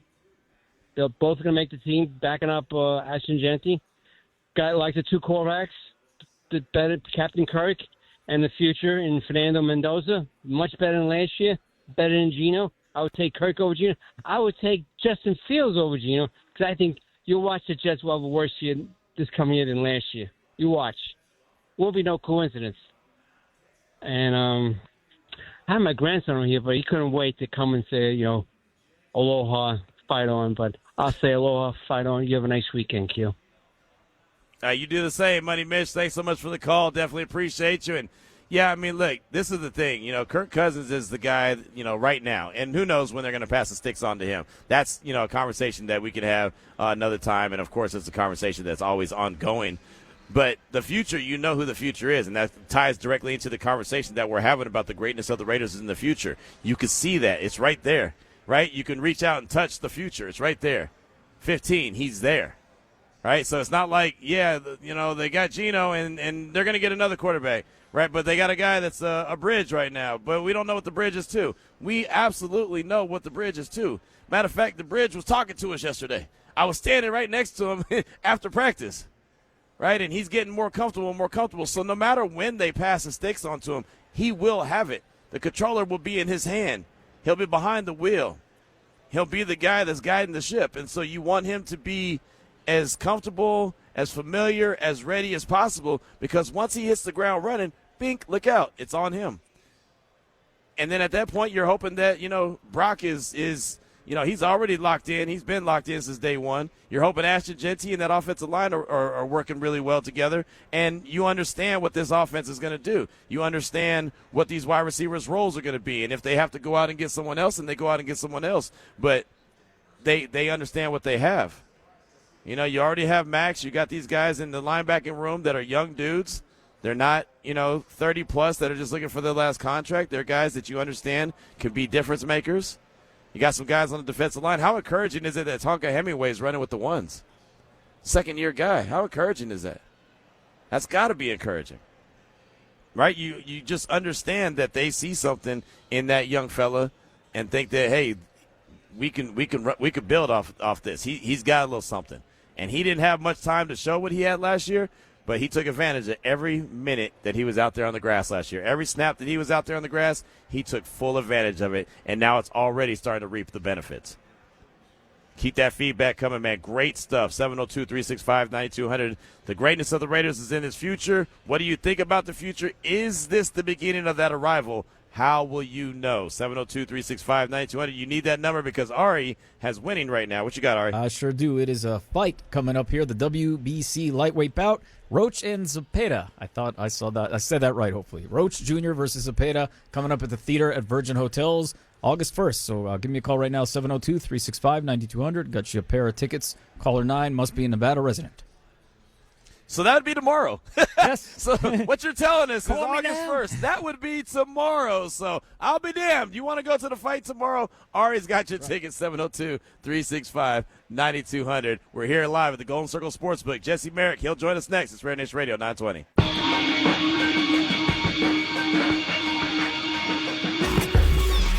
Kirk's obviously seen a lot of football and played a lot of really high-level football in this league, and so really just picking his brain. I'm not really shy about asking questions to him. I like to ask as much as I can. Anything I'm thinking, I try to voice, and he's been extremely receptive to that, and as well as the coaches. So I think just a lot of the questions I've had, or Fernando's had, or Jacob's had, and just kind of start to dialogue in the room, and obviously Kirk has seen a lot of it and probably answered that question at some point in his career. You're listening to Unnecessary Roughness with your boy Q. Brought to you by Meineke, doing car care right. Aiden O'Connell, we got an opportunity to catch up with him after practice. He was one of the players that was made available, and obviously he's been around this organization for a while. Another head coach, another play caller, another scheme. Aiden O'Connell has pretty much seen it all, but you hear him talking about Kirk Cousins and the maturity of the quarterback room and the quarterback position in general. It is Unnecessary Roughness here, RaiderNation Radio 920s. We're here at the Golden Circle Sportsbook inside of Treasure Island. Parking is always free. Come on by and say what's up. And now you can say what's up to our next guest as well. Jesse Merrick, Silver and Black Sports Network, does a fantastic job. And Jesse was out there at practice with us, and he's out there every single day. And Jesse, thanks so much for your time. Definitely appreciate you. And, from what you saw today and you think back in your mind from the other 2 days of practice, how have you seen, I guess, the practices and everything grow so far through 3 days of training camp? Yeah, hey, what's up, Q? The one thing that stands out the most is just, the business-like approach. Everything's so fast from drill to drill. They're just packing in a lot of work. But particularly with the offense, I think we've seen them kind of open it up a bit more. Today was so much red zone work, and it seemed like we got the receivers involved a little bit more in things for them. You know what I mean? And, I felt like the first couple of days we were talking man, when's the receiver going to get involved in this thing? It's been all tight ends and running backs. Which, when you got tight ends like the Raiders have, that's understandable. And when you got Ashton Jeanty, you're like, okay. But at a certain point, a receiver's got to make a play. And today they got that opportunity. And I thought we saw Trey featured in the intermediate. I thought we saw even Trey, getting targets and also scoring, at the red zone on some fade balls and stuff like that. Made a couple really nice catches. Jalen Naylor, I think, even got in there on a touchdown as well. So I've just kind of seen the offense kind of progress forward, where I think day one we all probably left thinking, hey, the defense got the better of them. I would say probably on the whole the last 2 days the offense has gotten the better of them, and the defense I think maybe finished a bit stronger today would be the way I would classify it. when you look at the tight ends position, obviously Brock Bowers he's in a league by himself, but you mentioned both guys getting involved. Michael Mayer was getting involved as well. I get asked this question all the time. Is this the offense? Is this the coach? Is this the scheme that's actually going to utilize Michael Mayer more than just a blocker? Yeah, I think so. I mean, look, this is their bread and butter. You think about the different, trees within this, scheme of where they're coaching this stuff. You look at L.A., you look at San Francisco, obviously Kubiak up in Seattle. The tight ends are involved, particularly with the Rams. I mean, they're running a lot of 13 personnel and getting those guys involved. Now, a lot of that was because of injuries, but I think this staff can get more out of Michael Mayer as a receiver. Obviously, he is, I think, so critical as a blocker in this scheme with this staff because that's going to open up so much of what Brock Bowers can do. So, I do think we need to give him a bit more credit, and I think as fans out there need to be okay with him being the blocker that unlocks stuff for other people. But having said that, I think with the attention that Brock is going to draw in that, JSN-esque role where he's moving around so much, he's going to draw so much attention, I think that is going to open up things a lot more for Michael Mayer, particularly over the middle, and just being able to be a big body. I mean, even today at one point we saw Kirk Cousins threaded between two guys to Michael Mayer. I think that's where he can kind of live in that short to, intermediate area over the middle of the field and things like that. That, to me, is where he can shine. Again, we need to see more of it in the passing game, but I think we can't overlook how valuable he is as a blocker, given that that's not Brock's forte, and so you need those two tight ends, and you need a guy like Michael Mayer that is that true inline Y that can allow Brock to be your F that moves around and kind of changes the strength of the formation and keeps the defense guessing. Jesse Merrick, Silver and Black Sports Network, is with us here at Raider Nation Radio 920. Trey Tucker was the last guy that we talked to today, and we were both standing right there when he caught a touchdown pass in the corner of the end zone. Looked really good. You've been around since he was a rookie. How have you seen and heard Trey Tucker mature? Man, Trey Tucker, I feel like he gets older every time he steps up to the mic, right? Even today he was saying that's one of the older guys, and I'm like, what the hell? Yeah, in this room you are, but, in general, you're still young in the league. And so it's kind of crazy, but you love to see that out of him because he and Jalen Naylor are kind of going to be your 1A, 1B as the receivers in this offense. Again, I'm not lumping Brock in with them. I'm just saying purely receivers. And he just seems like he's jumped into that role and kind of hit the ground running in terms of being the leader in that group. We heard him talking about bringing Malik Benson along and understanding what it's like as a rookie and trying to teach him, what he can do. Because Malik, similar to Trey, can just run for days, and has that game-breaking type of speed. So I think seeing him take him under his role has been great. And even Trey, too, talking about, like we've heard with Aiden O'Connell and all those guys, all the different schemes that they've been in. Trey's like, I've been there, done that. I've been through so many schemes. It's all football at the end of the day. That sounds like a grizzled veteran. And I think that's a good sign for him because he just comes in with, a calm. He's not letting all the turnover kind of affect him. And I think it's even cool, too, hearing him talk about Hezekiah Massis and, how he popped to him, too. That takes leadership as an offensive guy to be noticing the guys on the defensive side of the ball and also not be, self-conscious about giving, Rooks some praises and things like that. And so I just think he seems more observant of his role and also what's going on around him as well. And he's one of those guys that I'm really fascinated to see how he's utilized in this offense come game time, in the season, just because he's one of those dudes that I think can move around so much that's going to be so valuable in this offense. And the speed that he has, obviously we know he can take the lid off of a defense, but in terms of those crossing routes and stuff and those drags, what's he going to be able to do underneath and in those intermediate areas? That's where I think his speed could be really interesting in terms of attacking defenses east to west in that way. I'm glad you mentioned Hezekiah Massis. Again, Jesse Merrick, Silver and Black Sports Network, is with us here on Raider Nation Radio 920. The pads aren't on yet. It's very early in the process of training camp, but he's a fifth-round pick out of Cal. He's a guy that Clint Kubiak kind of called out or at least shouted out at the end of mandatory minicamp. What have you seen from him so far through 3 practices? Yeah, I've been impressed with him. And, you and I have been talking about it in practice. We're trying to figure it out. And, again, we all throw the caveat out there of, okay, when the pads come on, that's where you need to see what this kid can do because he is a lighter guy, and he's been a dude, if you go back to look at him in college and stuff, he's a willing tackler, just doesn't necessarily have the finishing ability of a guy that's a bit bigger, so that's going to be so critical what he does when the pads come on and how he holds up as a tackler and things like that. But if he's a lockdown cover guy, then that's a different story. But even today in particular, you and I were standing there watching him match up with Brock Bowers. Bowers man-to-man, and it was the two of them all alone. And he jammed Brock Bowers at the line pretty well and stuck with him, was right in his hip pocket.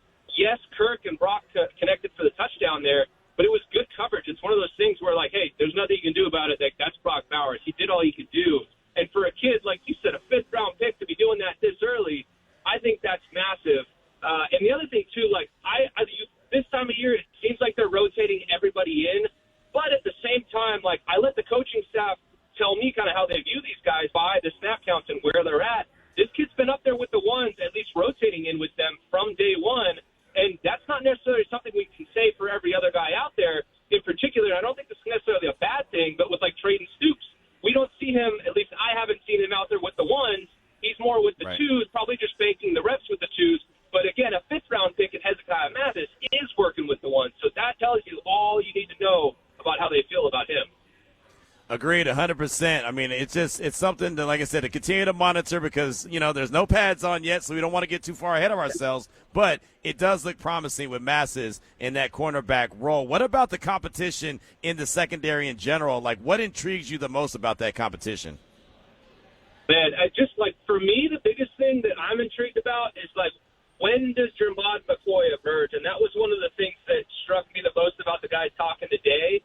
Because I think you and I were talking about it in practice too. Like, I was wondering, okay, are they just bringing him along slowly, or is it something of like maybe he's not what a lot of us maybe thought he was at this point, very early, way too early, like we said.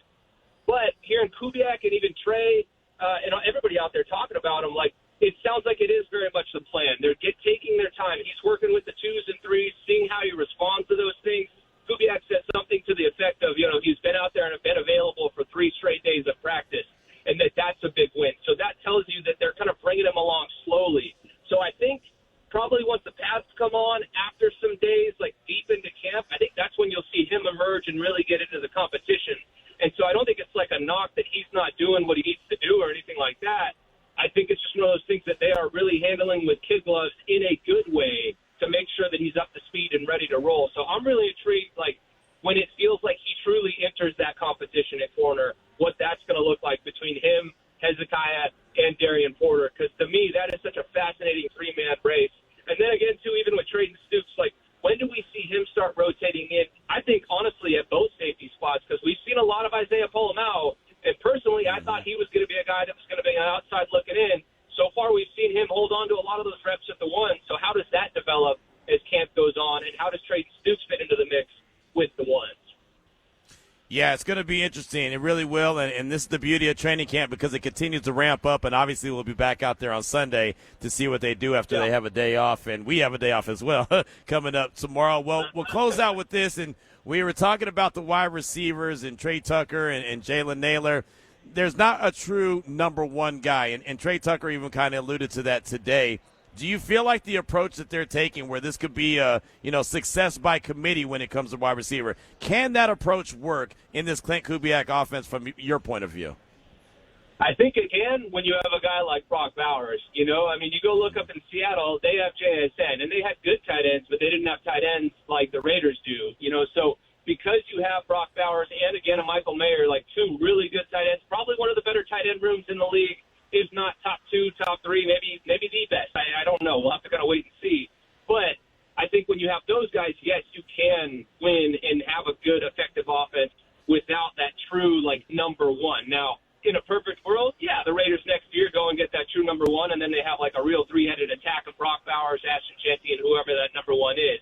But now I think what they're really leaning into are those, interchangeable pieces. Again, this is going to be a motion-based offense. I think Kubiak motion guys at a rate of about 63% up in Seattle, if memory serves me right.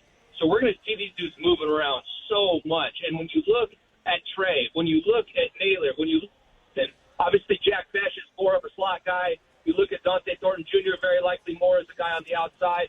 But just in terms of those two guys, the top two guys, in terms of Jalen Naylor and Trey, they're, to me, very interchangeable pieces. So, you talk so much about the multiplicity on defense. I think they could have multiplicity on offense to kind of almost match what they're doing. So, Trey alluded to it today, it's not like when a certain guy's in the game, you're like, oh, okay, this is the bank of plays they can run because this guy's out there. I think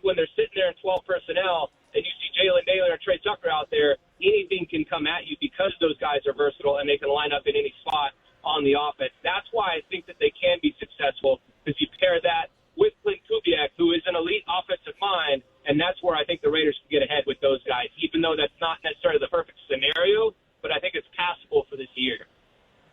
Big facts right there. Jesse Merrick, Silver and Black Sports Network. And, again, we'll see how everything is when it comes together. And they're putting the pieces together right now. We'll be back out there coming up on Sunday. Well, Jesse, I know that you're working on a lot, man. The Silver and Black Sports Network has been fantastic. What do you got coming up that we should be on the lookout for?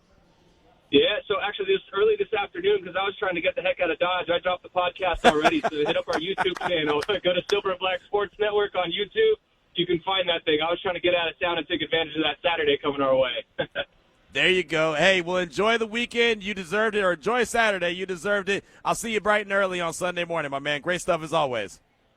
All right, dude. Have a good one. Appreciate you.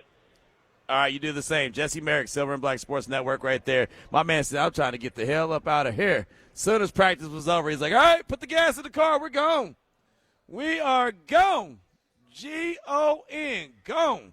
That's what he said. He is out of there. I don't blame you, right? Go somewhere where it's nice and comfortable. Just get a little bit of time to yourself, get a little bit of time to clear the head, and then, boom, be right back at it. We will be right back at it coming up on Sunday over at the practice facility at Intermountain Health Performance Center, bright and early in the morning, 7:30 in the morning.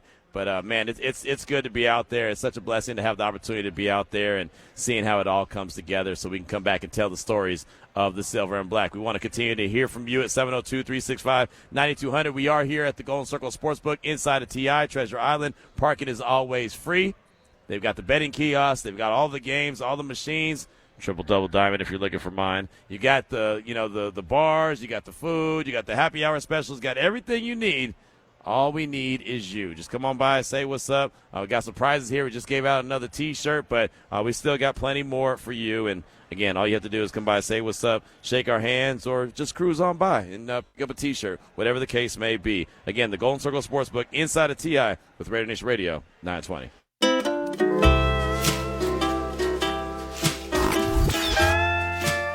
It's Aloha Friday on Unnecessary Roughness, brought to you by Zippies.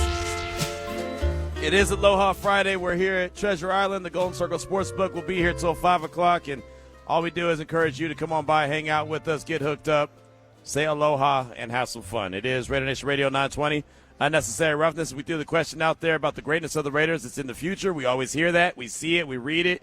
What do you think about that future? Is this the beginning of that arrival, and how will you know? 702-365-9200. Don't forget, former NFL cornerback Bryant McFadden, CBS Sports now. He will join us coming up at 4 o'clock. He was at Raiders training camp earlier this week, so we'll get his thoughts. And, he's a two-time Super Bowl champ, so we'll get his thoughts on how he knows and how he could tell when a team has a chance to be special and when it's coming together. Not saying that the Raiders are a Super Bowl team, not saying that by any means, but you could tell when the buy-in is there. That's what we've been talking about, the buy-in, and when you get back to being a really good organization. Again, 702-365-9200. Got this text real quick from Big Dub Raider that I thought was hilarious. He said, Aloha Friday, gentlemen. So first, I'd like to go back to yesterday's convo. I'm a UPS driver. They changed the facial hair policy about 5 years ago. We can now have facial hair. And two, man, listening to Ari spit independent, it sounds like he has on a 4X Pro Club and some black dickies. LOL.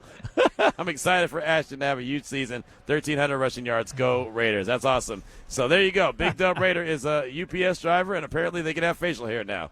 Because that was something that they used to give me a bad time about when I was driving for FedEx. Like, oh, well, how come your company lets you have facial hair? I was like, man, look.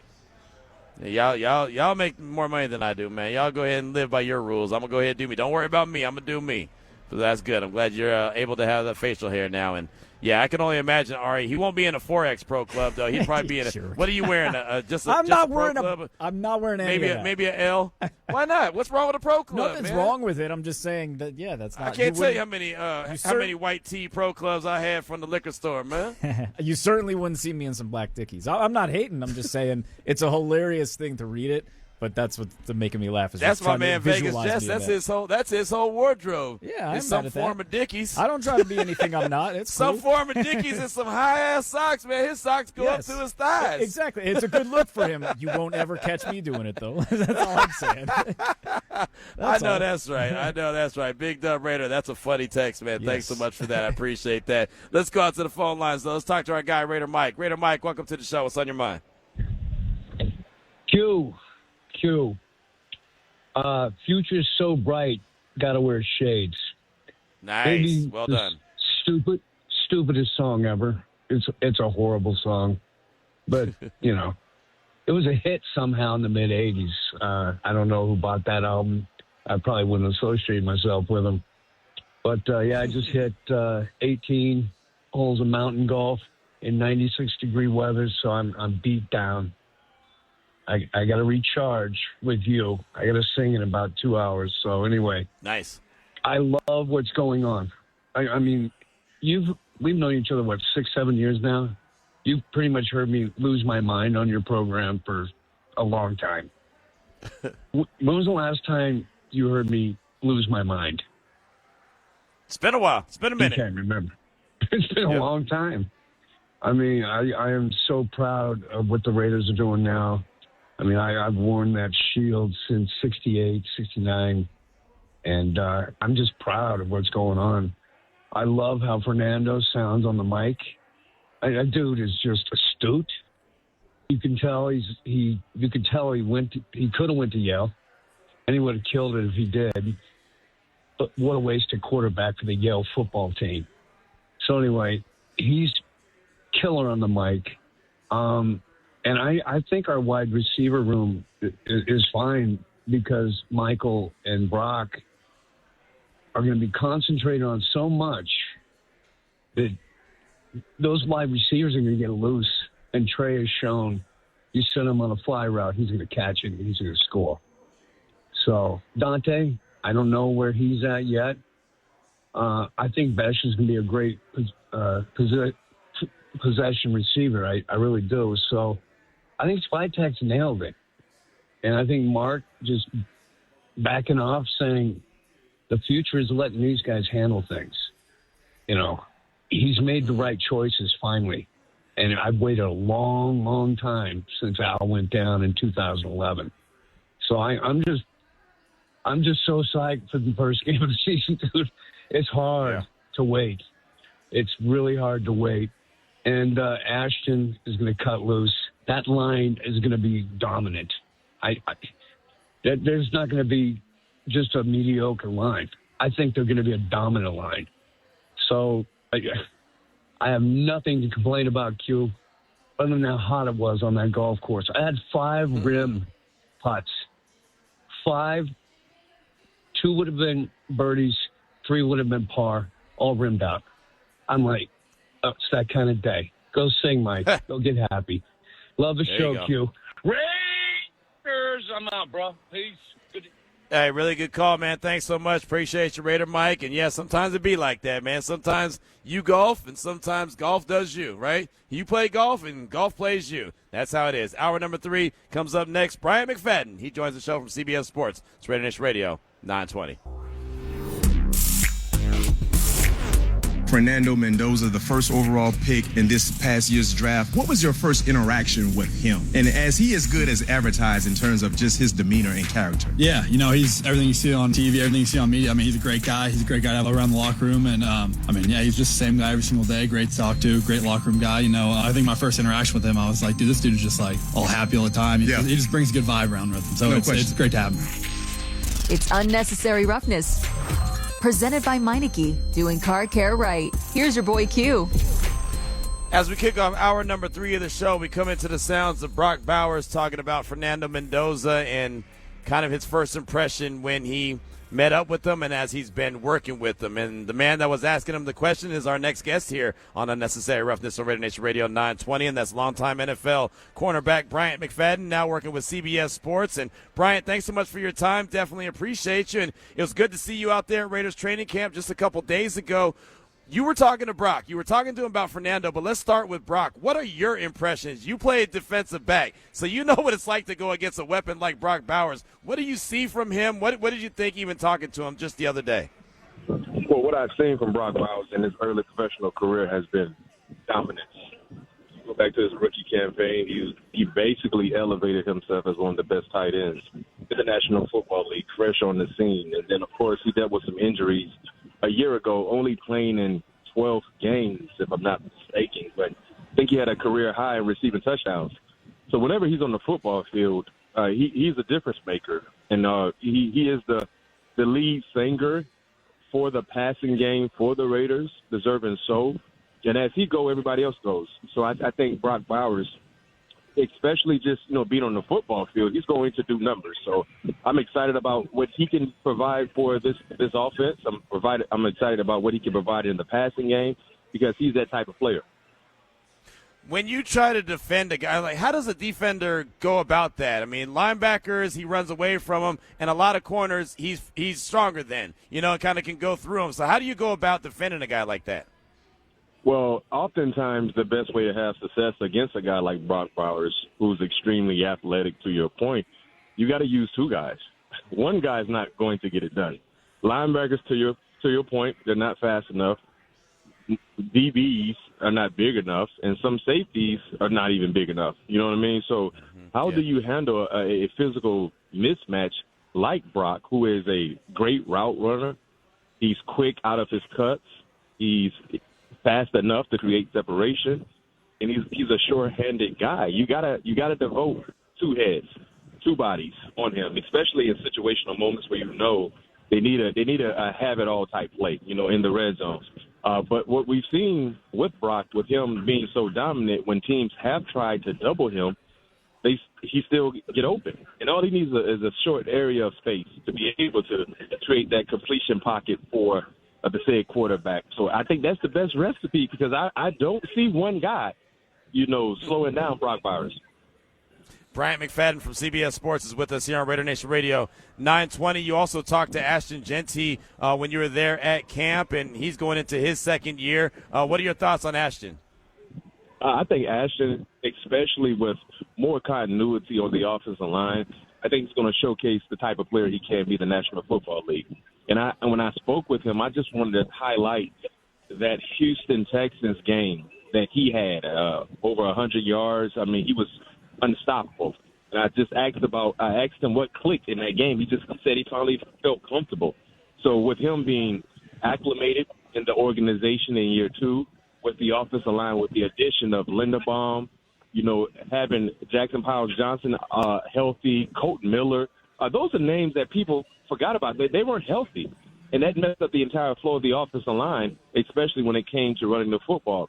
So with a much improved and healthy offensive line, I think Ashton is going. I think he's set up to have a really, really successful season. And he also alluded to me, he changed his diet, no sugar, the entire offseason. He's put together, he's solid. He said he feels good. So oftentimes when one feels good, they usually give real good results. What does that tell you about his maturity that only in his second year he decided he was going to clean up his diet and be even in better shape and eliminate that sugar like he told you? He's serious about the craft. He is serious about his profession. And oftentimes, not just in the game of football, but in the game of life, when there's something you want to improve at or in an area you want to improve in, you have to sacrifice something. You can't burn the candle on both ends. You got to sacrifice something. So what he is sacrificing is the sweet taste of sugar. No cupcakes, no Sour Patches, no honey buns or Kit Kat, all of that. And we all know it tastes so good to us, but oftentimes that's not what you need when you're trying to be at your best. I say this all the time, especially when it comes to being a professional athlete or just an athlete in general. You can't expect to put 87 in your car and you want a 93 type performance. It don't work that way. You got to put premium in your car. And that's what he's doing. That's why I'm excited about his future. And hearing that in year two, I mean, those are moves that veterans make when they're trying to prolong their career. Hearing him make that move as an individual tells me he's serious about being a dominant player for the Raiders organization. Bryant McFadden from CBS Sports, longtime NFL cornerback, is with us here on RaiderNation Radio 920. Kirk Cousins is quarterback one right now. Obviously, Fernando Mendoza will be the future. What have you seen? What did you see from those two guys when you were there? They're lockstep, man. Kirk Cousins is being the ultimate professional like he's been his entire career.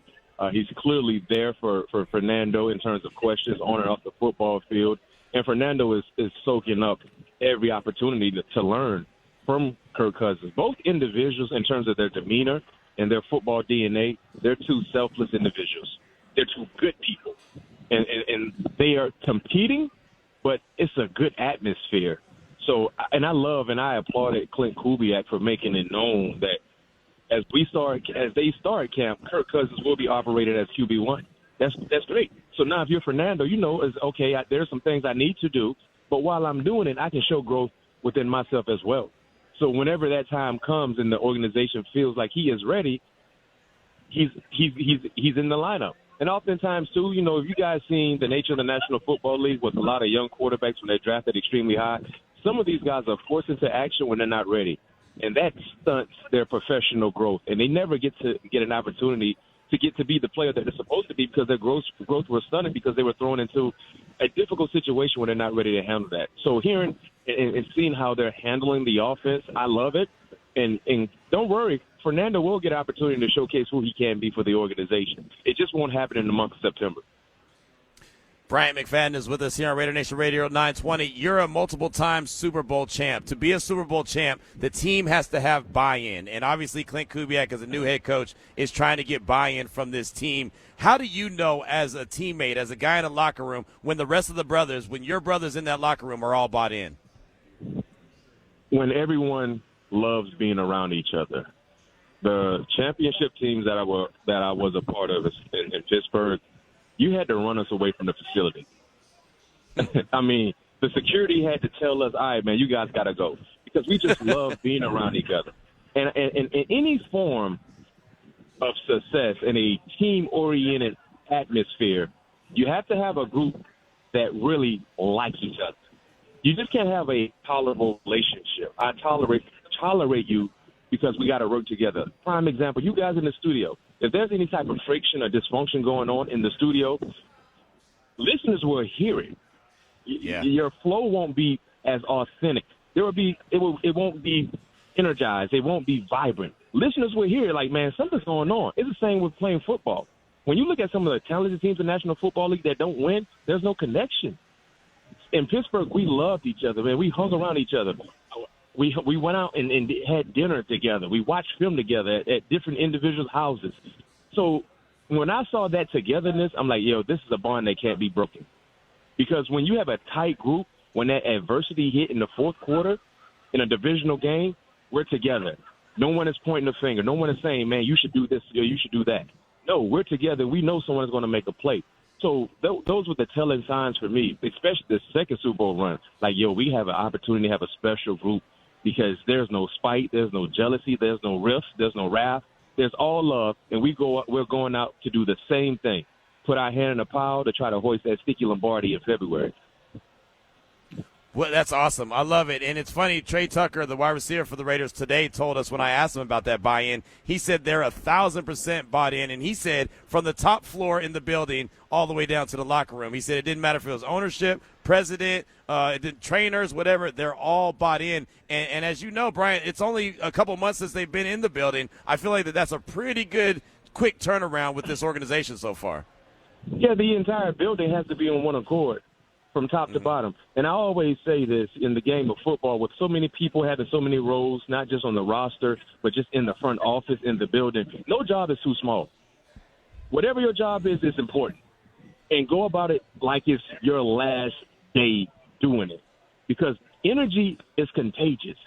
Vibes are contagious. When you have a bad energy, a bad vibe, it can go through the entire locker room. And I'm just talking from experience, just being a part of, I played in 3 Super Bowls. We won 2. Every opportunity we had to get on the football field, we were a vibrant group. So when you talk about the buy-in, that's very, very important because leadership starts at the top.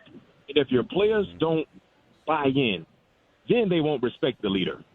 And if they don't respect the leader, they're not going to be disciplined in doing what the leader tells them to do. Not just from the coaching staff, but from the personnel. When you talk about this roster, who are the leaders? I would say Max Crosby's a leader. Right?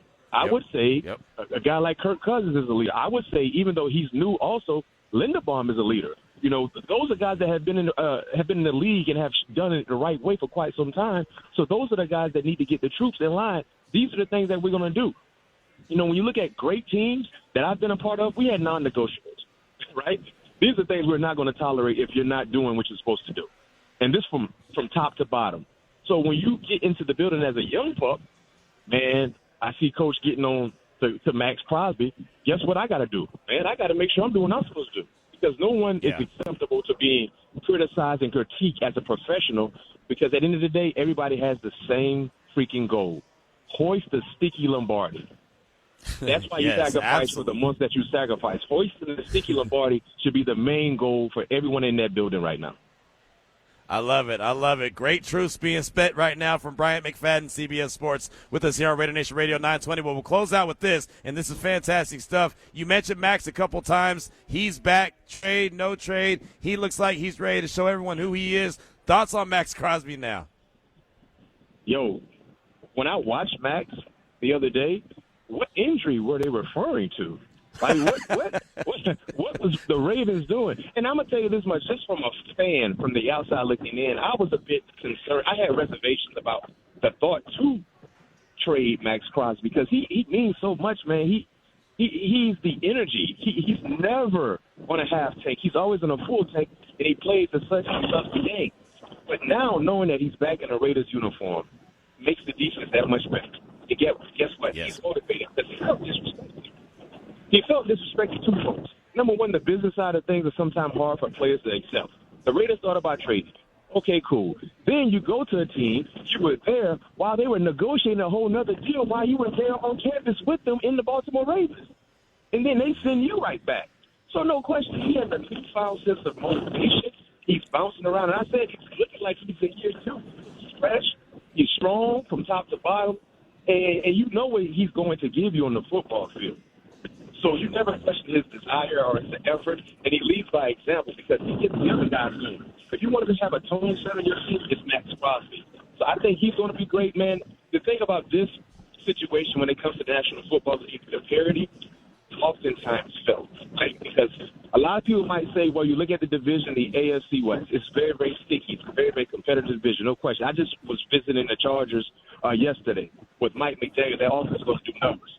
But everyone has a shot. Because I can say this much, guys, and I'm a wrap. I know you guys got to go. This time, you had the New England Patriots and the Seattle Seahawks on their bingo card to get to the Super Bowl. Right. Nobody. Especially the Patriots who won 4 games the year before and had a new head coach in Vrabel who did it before. But no one had them on their bingo card and getting to San Francisco. So right now for the Raiders, anything can happen. If you look at the division, if you had to pick the pecking order, no one probably would have the Raiders in the top 2 or top 3, right? Deserving so. Right. But you have a fighting chance. Every day you wake up, you got a chance and a choice. What are you going to do with it? I love it. I love it. What are you going to do with it? You got a chance. You got a choice. I love it. Great stuff right there. Bryant McFadden, CBS Sports. Hey, man, it was great to see you at practice. Keep up the good work, and we definitely appreciate you. We'll catch up soon. Man, thank you for having me, man. Anytime you want to have me on, man, I love talking ball. Absolutely. We'll definitely do that. Thanks so much. Great stuff right there. Bryant McFadden, multiple-time Super Bowl champ, and it's great to hear those messages right there. I know it got a little windy there at the end and a little muffled, but that's okay. I can hear everything that he was trying to say and made it clear as possible. And I thought that was a really good review, right? And I like to hear and pick the brains of guys that have been there, done that, right? You know, he's done multiple times what the Raiders want to do, which is win the Super Bowl, like he said. The only goal is to hoist that sticky Lombardi, right? That's what it's all about. So I thought that was some really, really good stuff from Bryant, a guy that talked to, Max, talked to Brock, talked to Ashton, obviously talked to the organization, was there, and just had some great truths to mention. And the Raiders, again, seem like they're headed in the right direction, and there's not too many people that aren't in favor of what they're doing right now at this stage of the game. We do want to hear from you at 702-365-9200. I know Ari's got some winning coming up in about 10 minutes or so here on the show, and so he'll be doing that, so you got to have that number. You'll definitely want to have that number at 702-365-9200. But we threw the question out there. We always hear the greatness of the Raiders is in the future. What do you think about that future? Is this the beginning of that arrival, and how will you know? On this Aloha Friday, Lyle hit us up and said, Aloha Q, the return to greatness happens when consistently the offense takes what it wants and opposing offenses turtle when our D takes the field. Ultimately, consistent playoff appearances with the ultimate goal in reach. All right, I can appreciate that. Really good stuff. Just Win Will says, sounds like our law firm of DBs are looking good for the most part. LOL. Yeah, talking about Masses and McCoy. That does sound like it could be a really good law firm. I do believe, and I don't remember who I was talking to. It was either Sam Gordon or it was Jesse Merrick. But I did say that it looks like that those two dudes could be the future DBs, lockdown DBs for the Raiders for some years to come because they both come in the same year. So you can just see them growing together. Now, I'm not going to say they're going to be Haynes and Hayes. Both guys should be in the Hall of Fame. One is. Both should be. But they could end up being a really nice duo on the outside when it comes to corners. Obviously, they have to continue to grow, but the early reports on Masses and what we've seen from him has looked really good. Really good. So if McCoy gets up to speed and he's healthy and stays healthy for a while, that could be a nice duo right there for sure. Let's see. What else do we got? Rob in Oakland. It's always good to hear from Big Rob. He said, why I'm hopeful. 1, something had to change after decades of poor play, and MD changed the structure of the organization over the last few years, including influential minority owners and a team president. 2, like it or not, adding Brady increases the organizational IQ. He's not a scout or a team builder, but he has insight into the most important position in football. 3, the actions of the GM, head coach, and quarterback is the functional unit of any team, and ours is young and talented. This doesn't equal success, but it's a model that has been successful in the past. I like an offensive play calling head coach, talented young quarterback that can grow together. I like the playmaking and touchdown scoring of Bowers and Genty. How will we know? When we consistently compete in and win consequential games in the winter, including the second Sunday of February. That's Rob in Oakland. Always really good breakdowns, Rob. Always really good breakdowns. And you're right. And I think the structure has a lot to do. Maybe that's why I'm so in on this coaching staff and the direction that they're going is because of the structure that you talk about, right? And the fact that, Clint Kubiak is there. He's young. Fernando Mendoza is there. He's young. Andrew Janoko's offensive coordinator. He's young, right? John Spytek is the GM. He's young. Some of these talented players that we're talking about, Bowers, he's young. Genty, he's young, right? I mean, there's the Masses, McCoy, just talked about those guys. They're young. It's up to Besh and Thornton to pop. If they do, they're young. Benson, young, right? I mean, these guys all have an opportunity, and even guys that are a little bit older. I mean, you're looking at Quay Walker, young. Nakobe Dean, still young. Linderbaum, young. It's not like you have like, for example, you don't have the Washington Commanders. The Washington Commanders had an old roster, and you know who made it look like they didn't have an old roster? Jaden Daniels. Remember his rookie year, and they went to the NFC Championship game? You know who disguised the fact that they were an older roster? Him, because he was a young stud, and he was doing young stud-type things. But the minute he got injured, what happened to the roster? It got old. Also, you start realizing, well, man, Bobby Wagner's pretty old. Oh, man, Deebo Samuel's pretty old. And I know he just went back to the 49ers, but also you start seeing, wait, hold on. That offensive lineman, yeah, he's a little longer in the tooth there. They traded for Marshawn Lattimore. When was he healthy? When was the last time Marshawn Lattimore was healthy? Like his first or second year in New Orleans? Sure, not now. I mean, you start to see like all the issues that they have started to appear and rear its ugly head once the quarterback went down, because the quarterback made up for all the mistakes. The quarterback masked. I used to say that about the Chiefs all the time. Patrick Mahomes is like the ultimate deodorant. For all the stink that they had on their roster, and there was a lot of stink that they had on the roster. They had dudes that were bad dudes. They had holes in their game. They didn't have a number one wide receiver like everyone says the Raiders don't. They had a bunch of guys. Obviously Tyreek Hill was a big time difference maker when in the wide receiver position. But once they traded him, who'd they have? Nobody remembers the guys that were on that roster. Nobody's talking about Marquez Valdez-Scantling. Nobody's talking about, I don't even say his name right, and that's not disrespectful. I just mess it up. It's like he was the ultimate deodorant for whatever was going on bad. He was able to clean that up.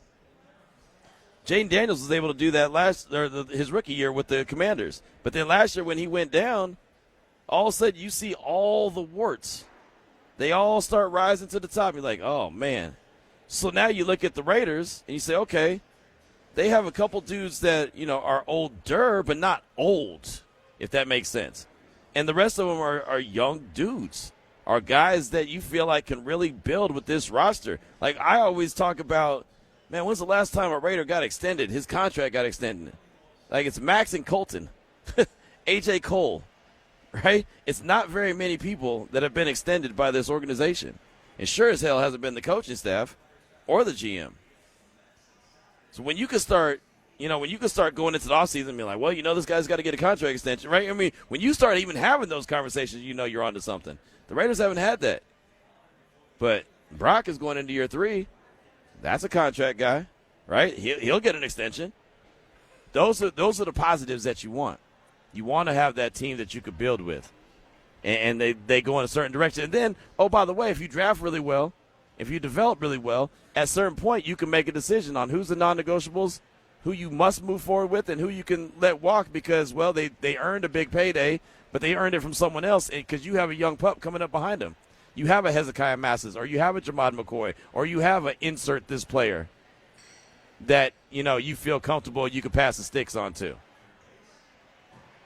I think it was great that they re-signed Eric Stokes after the 1 year he had, but it's also great that they went and revamped the whole secondary and brought in all these young dudes. Now they're not stuck with with guys out there that they don't feel good about or comfortable with, but they have to throw them out there because they need some bodies. That's the kind of direction you want to go. I love that text from Rob talking about structure. It feels like the structure of the Raiders is in a much better place than it's been in a very, very long time. So thanks so much for that. Keep that feedback coming, 702-365-9200. Ari, you want to just go ahead and give out the AC/DC tickets? Why not, man? When you're feeling froggy, why don't you leave, man? Yeah. Go ahead and do that, man. This is fun. Yes, I got a pair of tickets to see the one and only AC/DC with the Pretty Reckless at Allegiant Stadium August 1st. And again, as Q mentioned, that's tomorrow. So give me a call right now, 702-365-9200. Caller 9 must be a Nevada resident. And, good luck. Man, how cool is that? Not only did we send you to AC/DC, we send you to a fight all tomorrow. We have entertained you for a Saturday. We have made sure that you are entertained on a Saturday. So Ari is standing by, 702-365-9200. Caller number 9 is going to go see AC/DC at Allegiant Stadium tomorrow with RaiderNation Radio 920.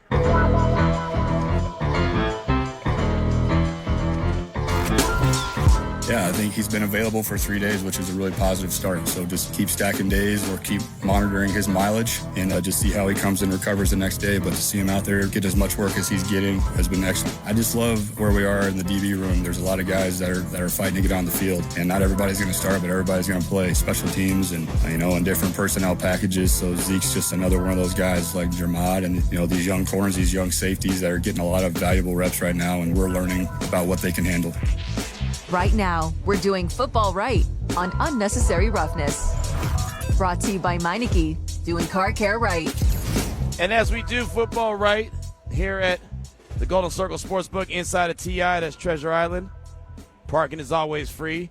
We hear Clint Kubiak talking about Jamad McCoy, the defensive back room, these young guys, and Hezekiah Masses, Zeke Masses. He's a guy that's really been getting a lot of attention. Of course, McCoy, knowing that he was a first-round talent, dropping to the 4th round because of injury. Obviously, that's a storyline that's been talked about a lot, but Hezekiah Masses is a 5th-round pick out of Cal, and all of a sudden he's running with the ones. Doesn't mean he's going to stay with the ones. Doesn't mean he's going to be a starter against Miami, but he's definitely put himself in a really good position. And don't think that Clint Kubiak mentioned him at the end of mandatory minicamp before they broke for the summer and shouting him out and saying, hey, it's going to be important what he does when the pads come on. Don't think that was unintentional.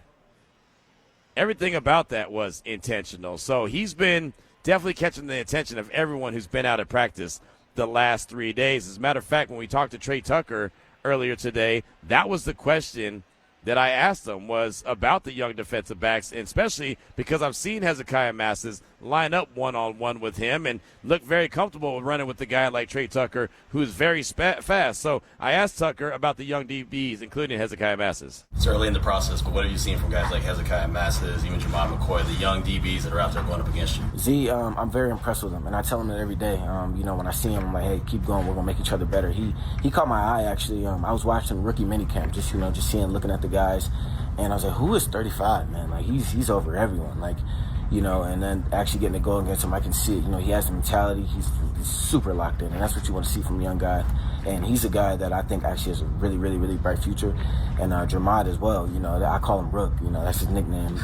But he's a special talent. You guys know that. He was really a first-round guy and all that. And he's going to come into his own. I'm very excited to see him get out there. He's been working very hard, getting to where he needs to be. And, the AG and Chris and all those guys and AJ, they've been taking really good care of him.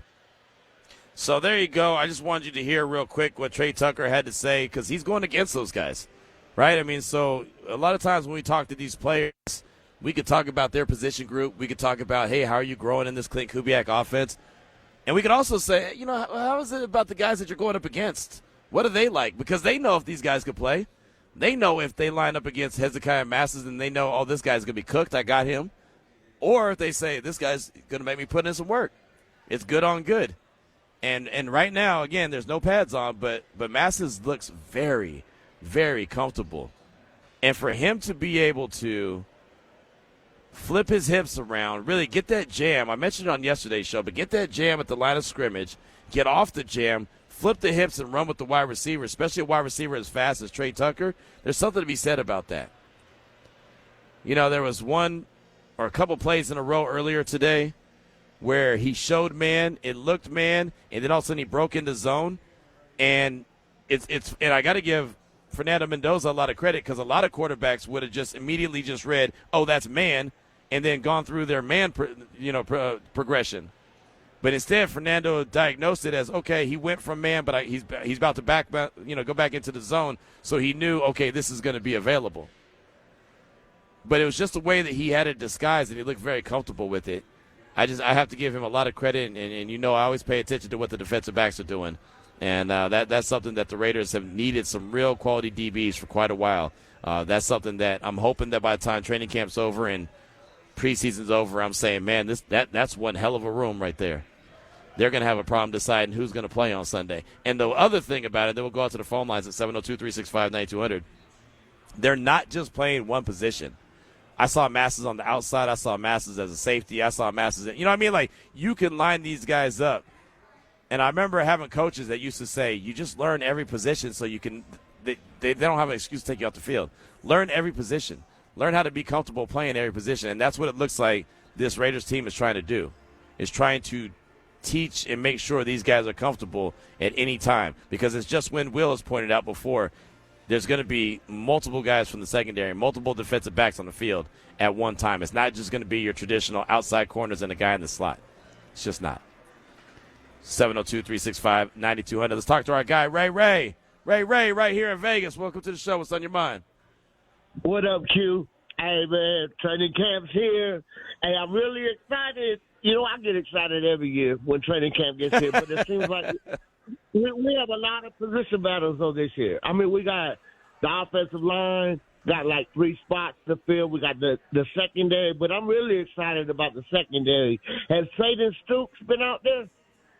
Yeah, he's out there. He's really, you're seeing him more with the 2s right now, but yeah, he's out there for sure. So who's out there? Jeremy Chin and Palomalo? Are they outside? Yeah. Are they running with the 1s? They're running with the 1s right now. Like I said, you see Masses, you'll see Stokes out there, and Teron Johnson out there, but there's multiple packages for multiple guys. So like, I don't know what the question is, but I heard you talking about Masses, but I really like him a lot. I think is McCoy. How does McCoy? Is he getting any run, or is they treating him like is he second team, or is he not even out there? No, he's out there for sure. He's been out there all 3 days. All 3 days of camp so far. He's been out there. He's been running with the 2s more times than not, but he's out there getting some burn for sure. So who's running with the number one cornerbacks? Is Masses and Stokes? It is Stokes and Porter, Stokes and Masses. You know, it's a combination of the two. It's multiple guys. Man, so this is like the last 2 or 3 years we've been drafting these cornerbacks and defensive backs second or third round. You know, our coaching last year, I'm just going to call last year a wash because we don't know what the young people can do, but I'm really excited. I agree with you, man. I think by the time we start rolling around regular season, we might have a nice secondary. But, hey, Aloha Friday, Q, and let's do this. Raider Nation. I want the no passing zone back. You remember Van McElroy, Mike Haynes, Lester Hayes, and Mike Davis? We just need 4 good people and bro. Man, all right, let's go. Raider Nation, out. There he goes, Ray in Vegas on this Aloha Friday. Thanks so much. Yeah, the no-fly zone. And Van McElroy, got to have to get him back on. I haven't caught up with Van in a minute. Got to have to catch up with him, see what's going on, get Mike Haynes back on the phone. Saw him, like I said, today over at training camp. It's good to see Lester around town sometime. Haven't seen him at camp yet, but see Lester around town at times as well. But thanks so much for the call. Definitely appreciate you. And, yeah, the beauty of it is nobody is set in stone on what position that they're going to play or what team they're even playing with, but they're all getting comfortable with each other. That goes back to communication and how important communication really is. Speaking of communication, let's go back out to the phone lines at 702-365-9200 on this Aloha Friday. Let's talk to our guy, Bernard. Bernard, welcome to the show. What's on your mind? Hey, Q, man. I've been calling in way more because it's football season. I always listen to you, but may not call as much during the off season. But football season, man, I'm gonna be bugging you. But Q, better players, man, and better coaching staff and a better organization from top to bottom. That's why I think the future is bright. And you remember, like, when they hired Kubiak, it was like, oh, man, they're hiring him late. How's he going to get his staff? He got some of the best coaches in the league. And then there was a lot of chatter also about Alex Guerrero. Max don't like Guerrero. You don't hear none of that. So we getting rid of all that, nonsense that be surrounding the Raiders sometimes. And Trey Tucker, man, Q, I like to see players develop. I think you do too, but we have so much turnover, we lose our players, and we can never really, like you talked about Khalil Mack. That I was like you, Q. That hurt me so much when they traded him, man. I was like, they're not going to do it. They're not going to do it. They're not. And when they did it, I was like, what the hell? But Trey Tucker, he sounds so mature. And I think you talked about this a couple of months ago. He used to you could barely hear him talk with him. Now, this dude got confidence. I think he's going to have a breakout year. So it's nice to see him pulling players under his wing like Devontae Adams did with him. And he talks with so much confidence, and he looks confident. And I think he's going to have a really big year. And finally, the Raiders got some stability. That's all we ever wanted, and it looks like it's finally getting there, and you just build from there, Q. So football season is here, man. All your long time callers and people that listen, they're going to be calling in every day, Q, every day. Hey, that's what I'm here for, man. I want to hear the call every day. I want to get the text every day. Bernard, man, appreciate you. Good stuff. Hey, thanks, Ari. Really good stuff. Yes, sir. Yes, sir.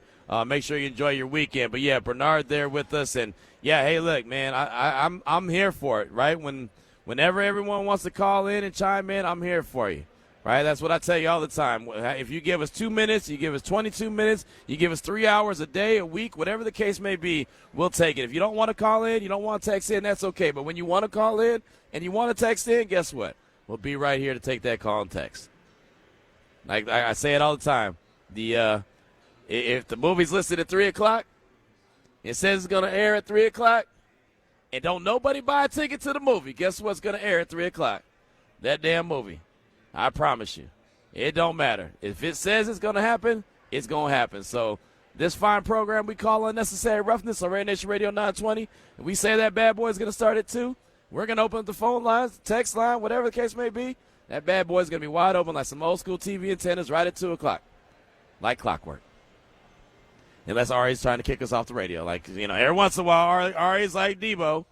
Not Debo Samuel, but he's trying to be Debo on the block, right, with his 4X, his 4X club shirt.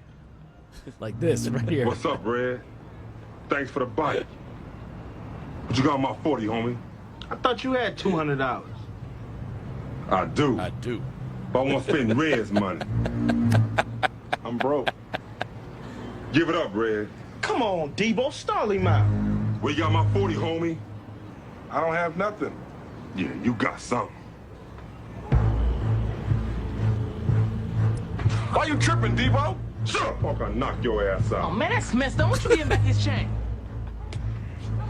What chain? Yeah, what chain? See, that's what you get. Exactly. You put it out there, I took it. I ain't mad at you. I ain't mad at you. And he is going to take us. He's going to kick us off the radio in a couple minutes. So let's real quick go out to the phone lines and talk to our guy, Gary. Gary or Jerry? Is it Gary or Jerry? Welcome to the show. Oh, Jerry, Garrett, welcome to the that's show. okay. All right. All right. Hey, Q. You know, it's real simple. Good things happen finally for our franchise. And this year, I pray Cousins plays a full year healthy.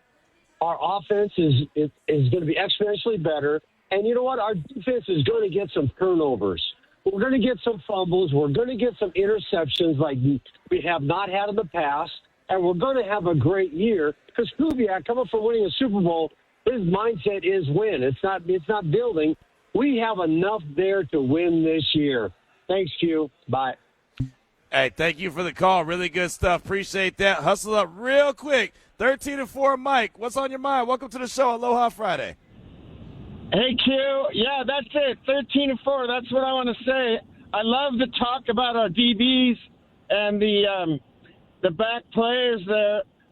I'm so excited. And I know McCoy, and I'm wondering how the two guys from Arizona are looking, and I hope they are great.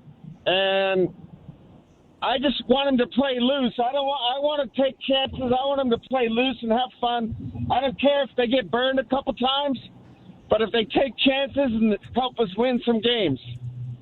So love you, Q. Right. Love you guys. I appreciate the call, man. Really good stuff. 13-4, Mike calling a shot. 13-4, baby. I like it. I like it. Hey, really good week, Raider Nation. Pat yourself on the back. Really good week. Really great to make it through what they call the dog days of summer, the slow time. Appreciate y'all, man. Y'all been rocking with us each and every day. Come back to this fine program we call Unnecessary Roughness here on RaiderNation Radio 920. Calls, texts, really good stuff. Being a part of it. Like, it's not my show. This is our show. But you guys do a fantastic job, and we are here. My guy Freddie Coleman says, we are here. We are. Football's here. Training camp's here. We'll be back out there on Sunday. We'll be back here on the radio on Monday, give you a full recap. And, of course, day after day after day, getting closer to the start of the regular season. So that's how it goes down. Have a fantastic weekend, Raider Nation. We'll be back on Monday here on Raider Nation Radio 920. Ari, great job. Appreciate you. Let's go. Doing football right on Unnecessary Roughness. Brought to you by Meineke. Doing car care right.